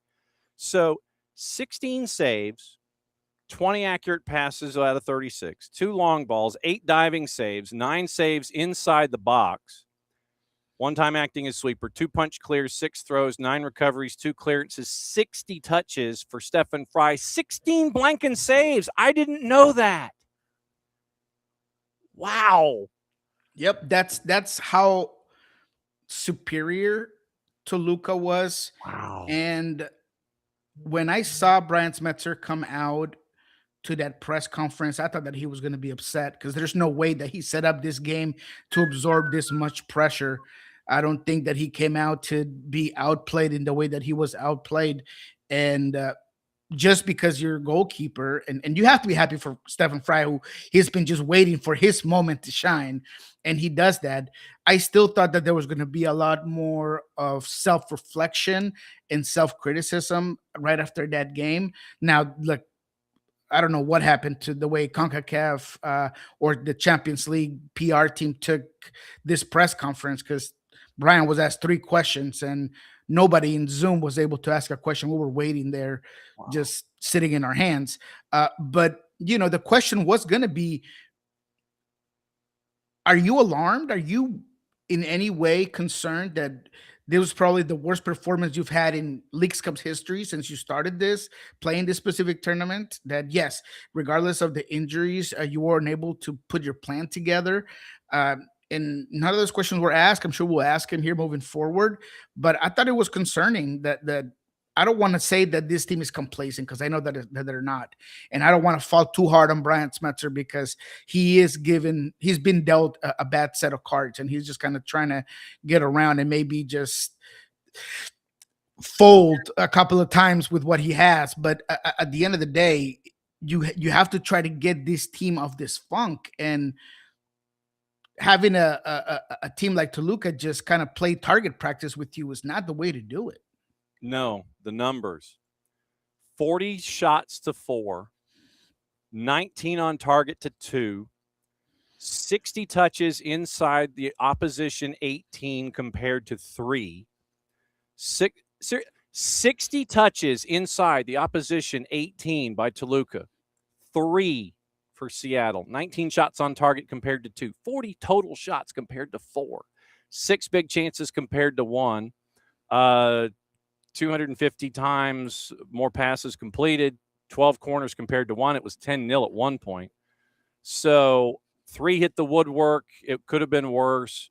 Shots inside the 18, 23-1. Outside the 18, obviously 17-3. Accurate long balls, 25-9. Accurate crosses, 9-0. 16 fouls, 10 committed by Toluca and 6 by Seattle. 28 tackles for Seattle compared to 21, 10 picks for Toluca compared to 2, 7 blocks compared to 1, 17 clearances to 9, and 16 saves. That is mind-bending to me. 16 saves. Man. And it was beyond the stats, man. It was just a Toluca team that did what they wanted. Like Gallardo did absolutely everything he wanted on that field. He got forward when he wanted to. He got to the end line. He scored a header for the first goal. He had opportunities. He was overlapping, underlapping, doing, all kinds of cartwheels across the field, and he could not be stopped. And look, I understand this is a very good team where Alexis Vega, he playing as an inverted winger is a handful, and he's cutting inside, and he has a phenomenal mid-range shot, and you were going to get peppered, but I expected a lot more fight from this team. And is that asking for too much? I don't think so. Look, Jesus Ferreira does put a very good ball into Osase de Rosario, and probably the best opportunity of the game for the Sounders that they're unable to complete. But those are the moments where a guy like Osase should be waiting for and should be ready to just chip the goalkeeper. And I know that it sounds terrible for a guy like me sitting here sipping my coffee to say, hey, that should be like a easy finish, but essentially these guys are supposed to be the best of the best at what they do, and if you are a guy like Osasa that I know is hungry, that I know works hard, those are the moments you're going to be judged on. And unfortunately he had his moment and was unable to do it. Albert Rustak's another guy that he just needs to do more. He needs to be able to influence the game differently. He put in a lot of effort. He put in a good shift at the very least. Brunel, I also thought had a decent game, but is just not good enough, John. And people ask me, hey, what is it that's wrong with this team? And the reality is that is just a ripple effect of a team that had an edge on the league because of their academy pipeline, because of the way they utilized their Tacoma Defiance, and they had a choice. Either we invest to be great or we stayed being good, and they decided to just stay being good. And that is a lot of the blame has to go to the front office and the amount of, or the lack of, investment that there has been to this roster. I'm not saying don't continue to do business as usual, because it works. I mean, the proof is in the pudding. You got the Stuart Hopkins, the Brunels, the Obets that are now gone, the Danny Levas that are playing phenomenal in the CAXA. You have proven that you have this very good academy, but you got to be able to give your team top talent to also go with it. Look, I think that Jesus Ferreira is going to be a very good player. He's going to continue to be a very good player, but he needs other players around him. right? He is just not the guy that's going to take over a game all by himself. He's a very good player, and he's become a real good playmaker for this team, but he needs other players to be there in order to perform. And that's the reality. Look, Nicolás Torero just retired completely out of soccer, and I was able to talk to him for a little bit, and he's like, man, it hurts to watch the Sounders, and that's the reality of it, man. It hurts to watch the Sounders because when a guy like Niko, I believe he's back here somewhere, is that this one's older than that. But Niko is a guy that unfortunately don't come every single year. They're hard to find. Someone that's going to be a cornerstone for your team and just carry that weight. And right now, this team doesn't have it. Now, the light at the end of the tunnel might be Pedro coming back at some point. Ye might be able to come back at some point. But, man, it just doesn't look like, at least in the near future, there's anything better coming for the Sounders. They have a game against Querétaro that might be their best chance to break this losing streak. But after that is Chivas. I know it's at home, and I know that Chivas is not in great form, but it's still Chivas. So at this point, I don't know what I expect from this team or how long this losing streak is going to stand. So then how much patience is there in Brian Schmetzer right now, / the front office, to turn things around, however you want to phrase it? What is the patience level with Brian? Obviously, the emotional capital is there, and the athletic capital has been built over time. But where things stand right now, yes, injuries are a part of this. What is the Brian Schmetzer status? Do you have any read on this at all? Yeah, look, right now, as much as people and fans like to think that there's a hot seat, I just don't know how hot it is. Maybe it's getting warm, but if there is a coach out there that can withstand a 10, maybe an 11 game losing streak, is Brian. Because, he's just like Greg Vanney, where, everybody was asking for his departure and dismissal of the team, and it just never happened. Brian has that same sort of influence within this team. And again, it's hard to only make him culpable for what's going on because of the amount of injuries that he's had. He started the season extremely well. We were talking Supporters Shield. Is that crazy? We were talking, Supporters Shield run at the beginning of this year, and then it all just falls apart. So when it comes to the coaching, I think that he has enough credit, enough leeway to continue to be part of this team, but he doesn't help himself in some of the approaches that he takes on this post-game conference. Like last night, he just looked way too comfortable, way too optimistic after a game where your team just got pummeled. And yes, it was a 3-0 game, but it should have been 8. So I thought that he was going to come a lot more fiery. There is a kid that they brought up from Defiance, Mark Bronick, who's killing it in the MLS Next Pro, right? He is a kid that has looked really, really good. There was a couple of other players in the bench that maybe, look, if you already know that you're not going to win this game, maybe just try one of these kids out to see what happens, see if it, puts any more pressure on the attackers, or simply to just shuffle the deck. I mean, just shuffle it and figure out what happens. And those are the things where maybe it's too much of the same thing. Again, I was very surprised when I saw the personnel and the way he was approaching this game, that it was a lot more of the same. I would have liked to see just something a little bit different in this particular game, but it hasn't. He has personally said that he's not going to panic. The panic would be changing formations, changing principles, rushing Pedro de la Vega in. And there's some truth to some of those things, but I think formation and concepts, if you don't have the players to effectively execute your game plan, you got to change it up. And that's where you are now, in my opinion. Bronick, 9+3 in 19 appearances, 12 starts, and just under 1,100 minutes for Tacoma Defiance. He's their leading goal scorer. 16 shots on target, 9 goals so far this season for them. Lineup last night was Stephen Fry in net, left to right, Nuhu, Jackson Reagan, Stu Hawkins, and KKR in front of them. It was Kingston and Brunel.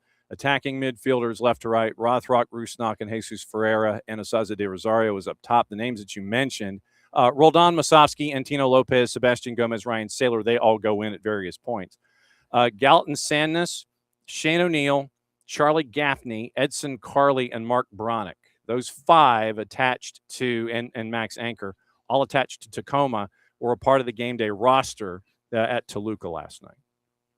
Yeah, and it's there's a lot of this. I'm not saying that this kid would have been the solution. That's not what I'm saying. But it would have been nice just to see him out there. And when you are this outmatched, what other things can you get out of than maybe figuring out someone that's going to be able to perform for you moving forward. Now, the front office is doing what they can. It sounds like, at least the GM has been looking everywhere for a striker. I reported on Philippe Kenny. He is a striker from the Switzerland Super League, 13 goals last season.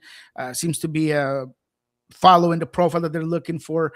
They're still apparently working on Casper the Feiner striker that I also reported on.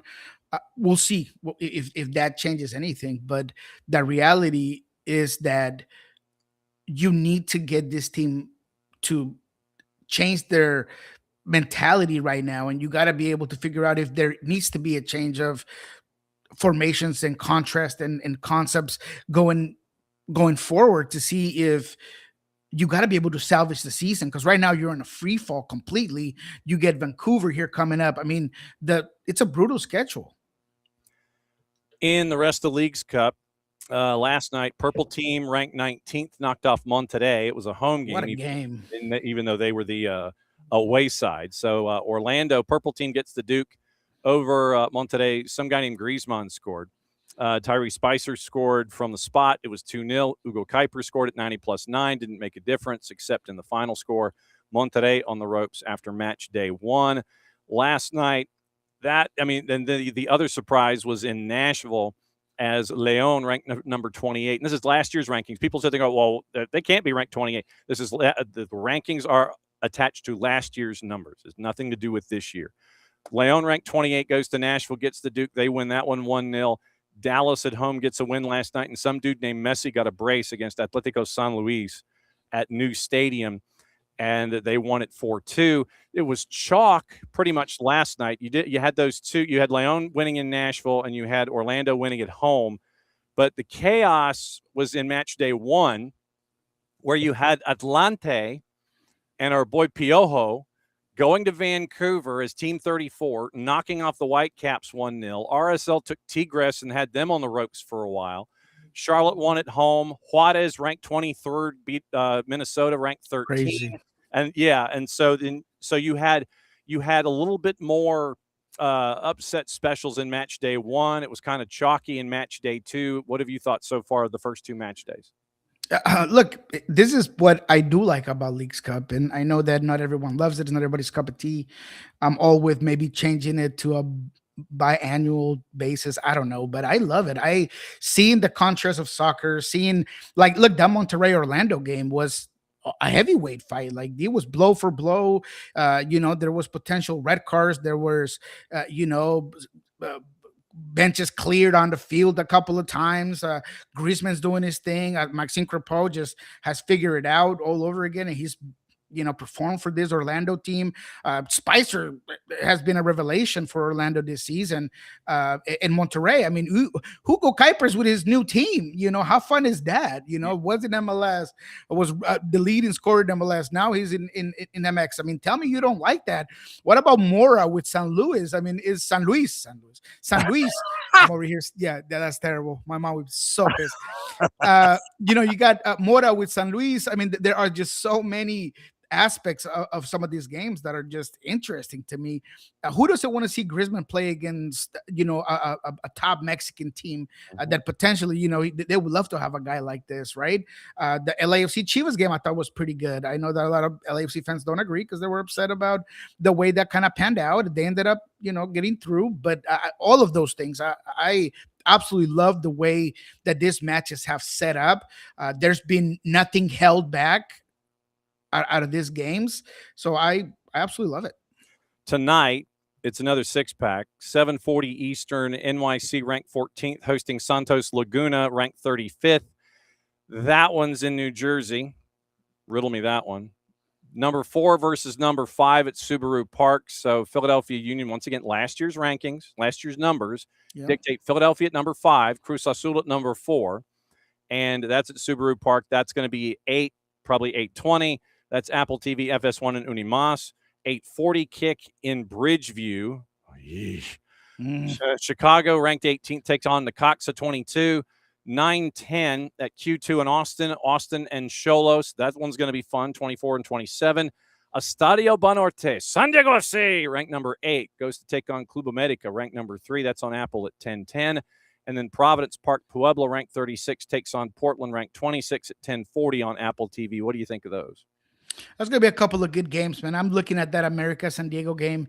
Depending what version of San Diego we see, I feel like they are starting to get more of what we saw in the very first season.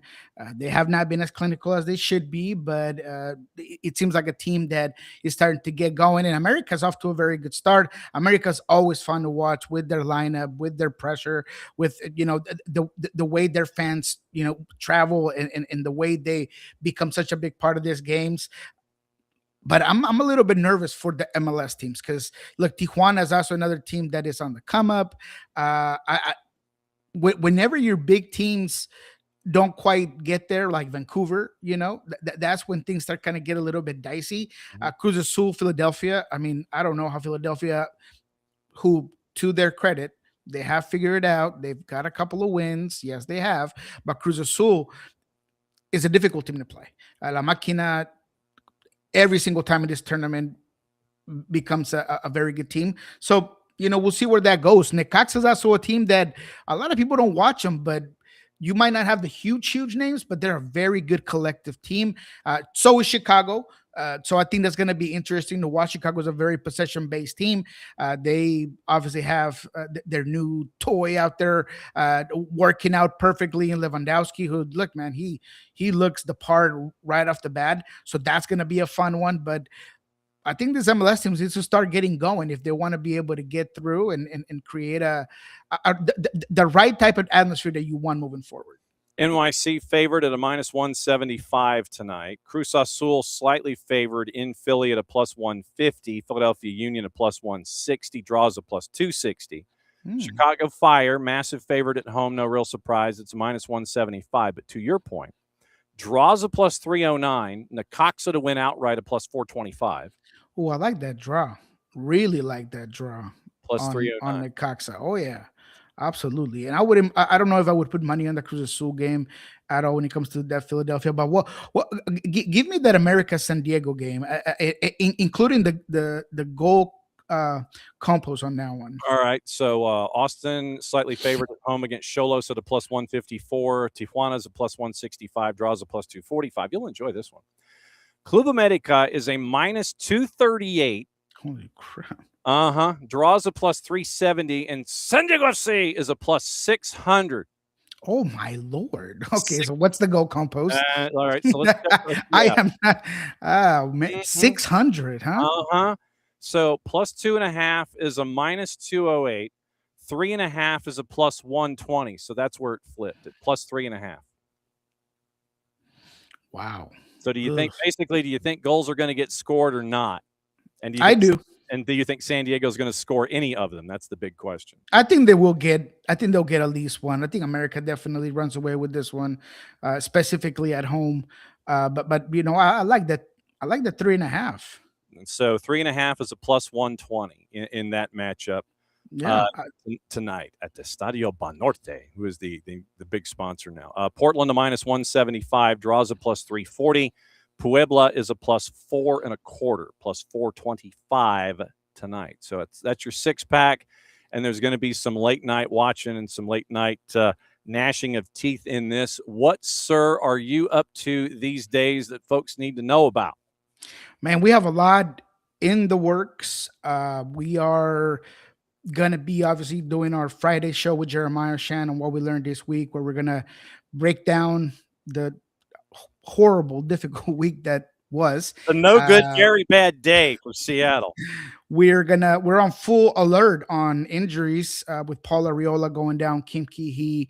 It was nice to see Peter Kingston out there yesterday. Sounds like Paul Arriola, it's not season ending, but it's still decently serious. Probably 2 to 3 weeks out, 3 to 4. But we got to get confirmation from the team. So we're going to be looking at what we hear from Brian Spencer, because we haven't been able to talk to him, or at least I haven't. We are no longer doing my Monday show with Ari Lelandwall. I'm going to be taking on an expanded role with Sandra Hart, and I'm going to be potentially creating new content. So it was phenomenal to be part of Love and Scorchers, and we had a really good run there with Ari Lelandwall on that. So expect and wait to see what we have in the books for Sandra Hart. And I'm going to be letting you know, of course, what happens. And of course, Pulso Sports, all of the interviews that we get throughout the week, all of the information will be on Pulso Sports. And we got to figure out next week, because Thursday I will be out of office for the media match for Atlanta United. So we've got to figure out either Wednesday or Friday and figure out what it's going to look like for you either before or after. But yeah, we'll lock it down as we get closer and you know your schedule. As always, my friend, great to see you. And we will continue trekking through Leagues Cup, and we will track you down again next week. And go get your breakfast, my friend. It's great to see you. Love you very much. Appreciate it, bros. There he goes, Niko Moreno from Pulso Sports and Sounder at Heart. Okay, so we've gone from Seattle and Lima, and I'm guessing New York is where Alex Abnos is. So that's been the morning, and we've gone through all the headlines quickly from said Guardian as of about a half hour ago, 25 minutes. Nick Ames and Matt Hughes. UEFA's doubled down on their threat to boycott FIFA-run competitions, reiterated its loss of confidence in the Infantino presidency. They said FIFA's public backing of Infantino on Wednesday night, quote, changes nothing, end quote. Explained it had not been provided with certainty that repeats of the past 9 days' crises will not occur. Last week, UEFA's 55 member associations agreed to boycott FIFA tournaments if Infantino did not withdraw his privately funded FIFA Forward enterprise. More on that over at the Soccer for US POD with Bart Keeler. That's also here on the network. Terms necessary to avert the boycott have not been met. Statement from FIFA associations were very clear about the conditions attached to their non-participation in FIFA competitions. First, proposals to sell off the major competitions had to be withdrawn. And secondly, assurances have to be made that such attempts to disfigure the game in this way will never be made again. These conditions have not been met. In addition, UEFA made it abundantly clear, statement continues, in its statement on Saturday that it has lost confidence in Gianni Infantino's presidency. That position holds. Yesterday's announcement that some people employed by the FIFA president, parenthesis, and whose careers depend on his favor, close parenthesis, agree with him, changes nothing. So if no accord is reached before the U20 Women's World Cup, which begins in Poland on September 5, that would be the first tournament subjected to a UEFA-led boycott. Notable absences in the meeting in Morocco yesterday. Arsene Wenger was one of those folks. Jill Ellis was also one of those individuals. So let's see. I think that pretty much covers the UEFA situation. And let's see if I've missed anything here in the morning. We mentioned Thiago Almada. Keep an eye on, once again, keep an eye on these individuals. Keep for where Atlanta United is concerned. Keep an eye on Brel Mbolo. Ben Jacobs has Rennes looking in the neighborhood of 15 million euro. Keep an eye on Mauricio Amaro from Defensor Sporting. Word yesterday, $3 million price tag for one of the top defenders in his country. Nico Musetti, first to report it. So $3 million price tag is what is being reported for Mauricio Amaro. And then also 19-year-old team captain for Newell's Old Boys, Luca Reggiardo. Gonzalo Calvigioni reporting Reggiardo, the 19-year-old captain from Newell's. Right now, he's got a market value of $2 million.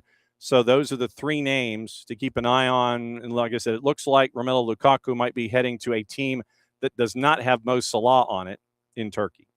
So still looking at striker and looking at the two defenders, the defensive mid and the defender in South America. So those are the three names that are attached there.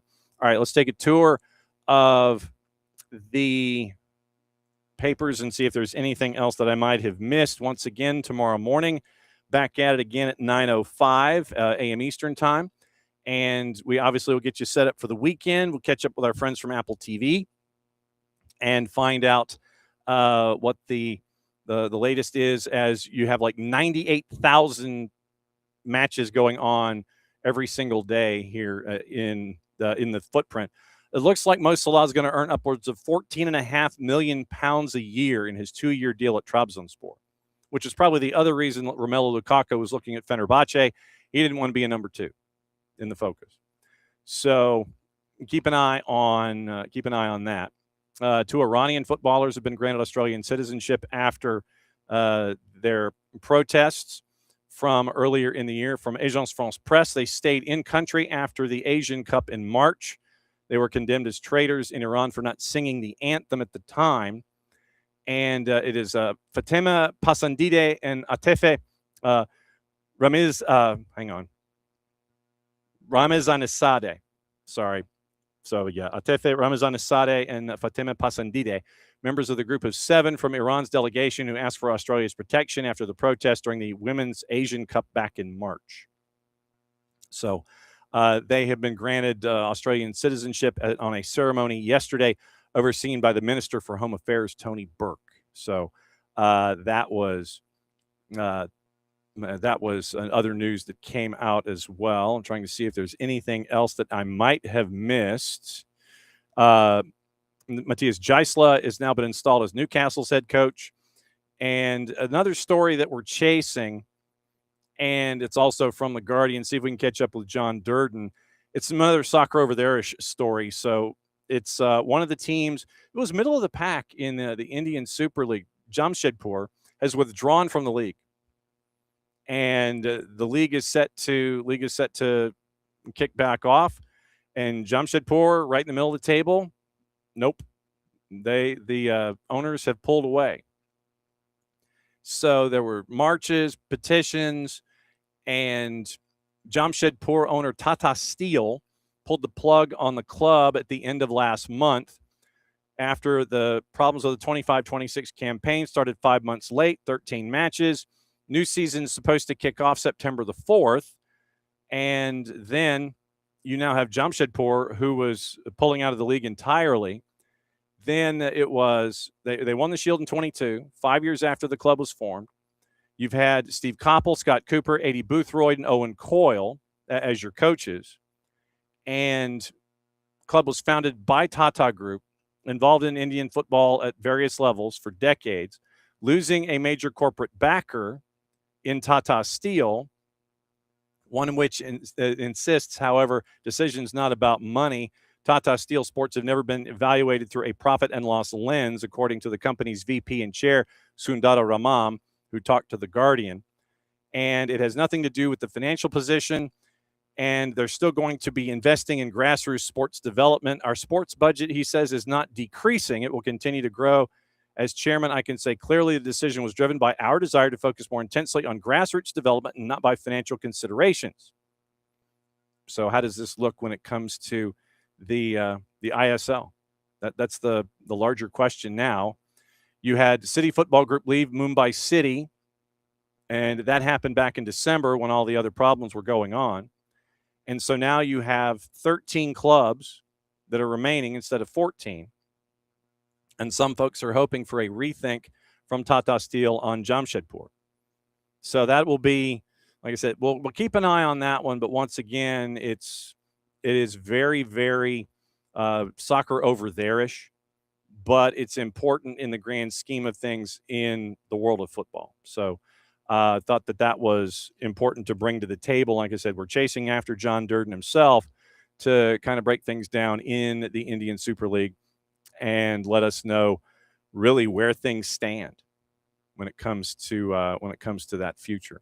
So once again, biggest thing is the idea of, once again, it is Leagues Cup all the time. We'll have a lot of the games. We'll have highlights and maybe some sound tomorrow, but hopefully catching up with our friends at Beyond Goals Mentoring, catching up with our friends from Apple TV. And also we're going to catch up with John Cotterill. And the book club, the SDH book club will continue tomorrow. And John Cotterill has a book out. And it's an opportunity for us to catch up with him and I believe he's in Sao Paulo, Brazil. And it's looking at his 4 books, but his most recent is Rebels, Rogues, Guns, and Gods, the Wild World of Brazilian Football. So those are on Amazon, but his most recent book, Rebels, Rogues, Guns, and Gods, the Wild World of Brazilian Football, that's what we're going to talk to John about, plus the other 3, Scout Stories, Brazil in the World Cup, and Anatomy of a Football Scout. So he's got 4 books, but the most recent release was what got us to catch up with John. We're going to catch up with him batting leadoff tomorrow in SDH Book Club. So John Cotterill, we'll see if our friends from Beyond Goals can join us, Apple TV, and then we'll get you ready for the weekend with all the other stories and things like that. So that is the rundown for the day. Enjoy your Leagues Cup, people, because it is well worth enjoying the Leagues Cup. And it's been fun to break down. My opinion, Lokeville wants to know of the players rumored to be coming to Atlanta United. I like, sweaty opening, blah, blah, blah. You're going to get blown out. Let's put it this way. You look at the numbers for Amaro, and I like that he's not afraid to stick into a tackle, and he's one of the top tacklers in the country.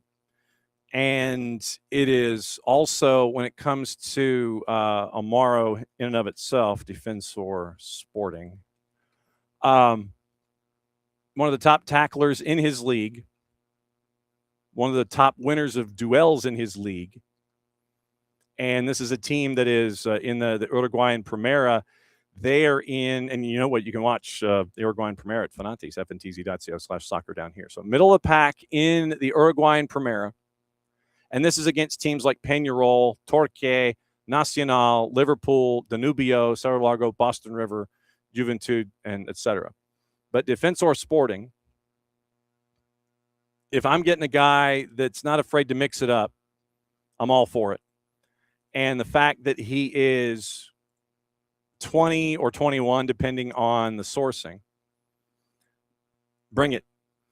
Like I said, I mean, his defensive numbers for challenges, not afraid to mix it up, not afraid to go get the ball, not afraid to win it back.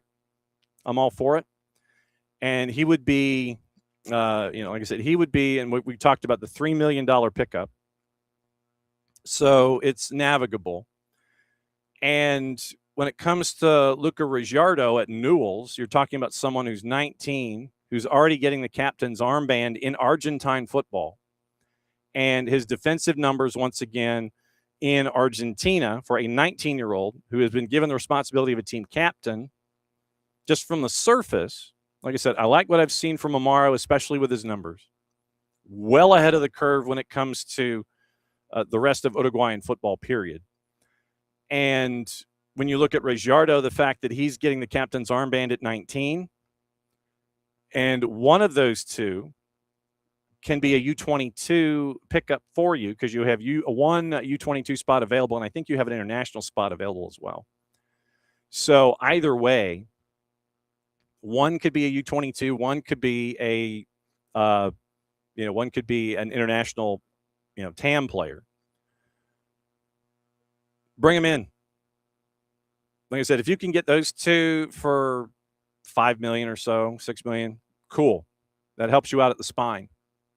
Especially then you get to add those two to the individuals that you're bringing up from the academy and from the twos, plus the folks that you have here. If you have like Baez, Jacob, Mihai, Matt Edwards, and then I believe Reggiano would be the player at the back. You help him. You have the older players, bring him along. And then you have Amaro as your 6, who has been known to be an ish kicker. So you're building out from the back and you're building your spine as well. And then if you can bring in a striker in Embolo, obviously we know what we've seen on the world stage. You need somebody that can put the ball in the net. Strikers aren't cheap. But Embolo at 15 seems like it's a navigable figure. And it's also someone who is younger than Romelu Lukaku. Different body type, Look, if but the fact that I am more, I'm not going to say the word impressed, but I'm encouraged that you're still continuing to chase after established talent up top, and the younger talent the further you get to the back because of what Atlanta United has been able to develop. Because remember, you're getting Cooper Sanchez back. Cooper Sanchez is part of the U20s. He'll be coming back. Christopher Cupps, by the way, is heading back to Chicago Fire because the team has qualified for the World Cup. So Fire have asked for a recall on Christopher Cupps, and they got it. Cooper Sanchez is down with the U20s still. Braden Dunham, who we know about, once again, development, he's part of the U20 roster as well. But the fact that you are finding younger talent at the back, the fact that you're chasing after talent up top, I'm encouraged by that. And the fact that you're not just limiting yourself to one area of geography, and that you are encouraged. Like I said, I'm encouraged that they're chasing after these folks first and foremost, that they're in a discussion, because as we well know, Atlanta United is team no leagues. And so everything is coming inbound when it comes to information, out from the player that they're chasing after into us. The fact that you're still chasing after those players, that's what I'm cool about more than anything. But you have young talent that helps you out at the back, both in your midfield setup and in your back line, to add to what you're bringing in and what you have. I think that if you're, individuals in either of those two positions, I think that you're on notice. But you have young players, both U22s. One, like I said, one's probably an international TAM and the other is a U22. But I'm more encouraged at the fact that you're still chasing after these folks more than anything else. So we'll see what happens. So Braille Mbolo, Mauricio Amaro, Luca Rijardo. Those are the three names to keep an eye on when it comes to Atlanta United and the chase here in the transfer window. So we'll keep an eye on all that stuff as we go and let you know what the latest is with all that. All right, back at it again, 9:05 in the morning. Once again, John Cotterell is going to bat leadoff to talk about his book on Brazilian football in the SDH Book Club. Hopefully catch up with our friends at Beyond Goals Mentoring, catch up with our friends from Apple TV, get you set for the weekend in Leagues Cup and all the news that you need to know. Thanks once again to all of y'all for hanging out with us, as you always do. Lokeville, David, and Michael Head was in this morning.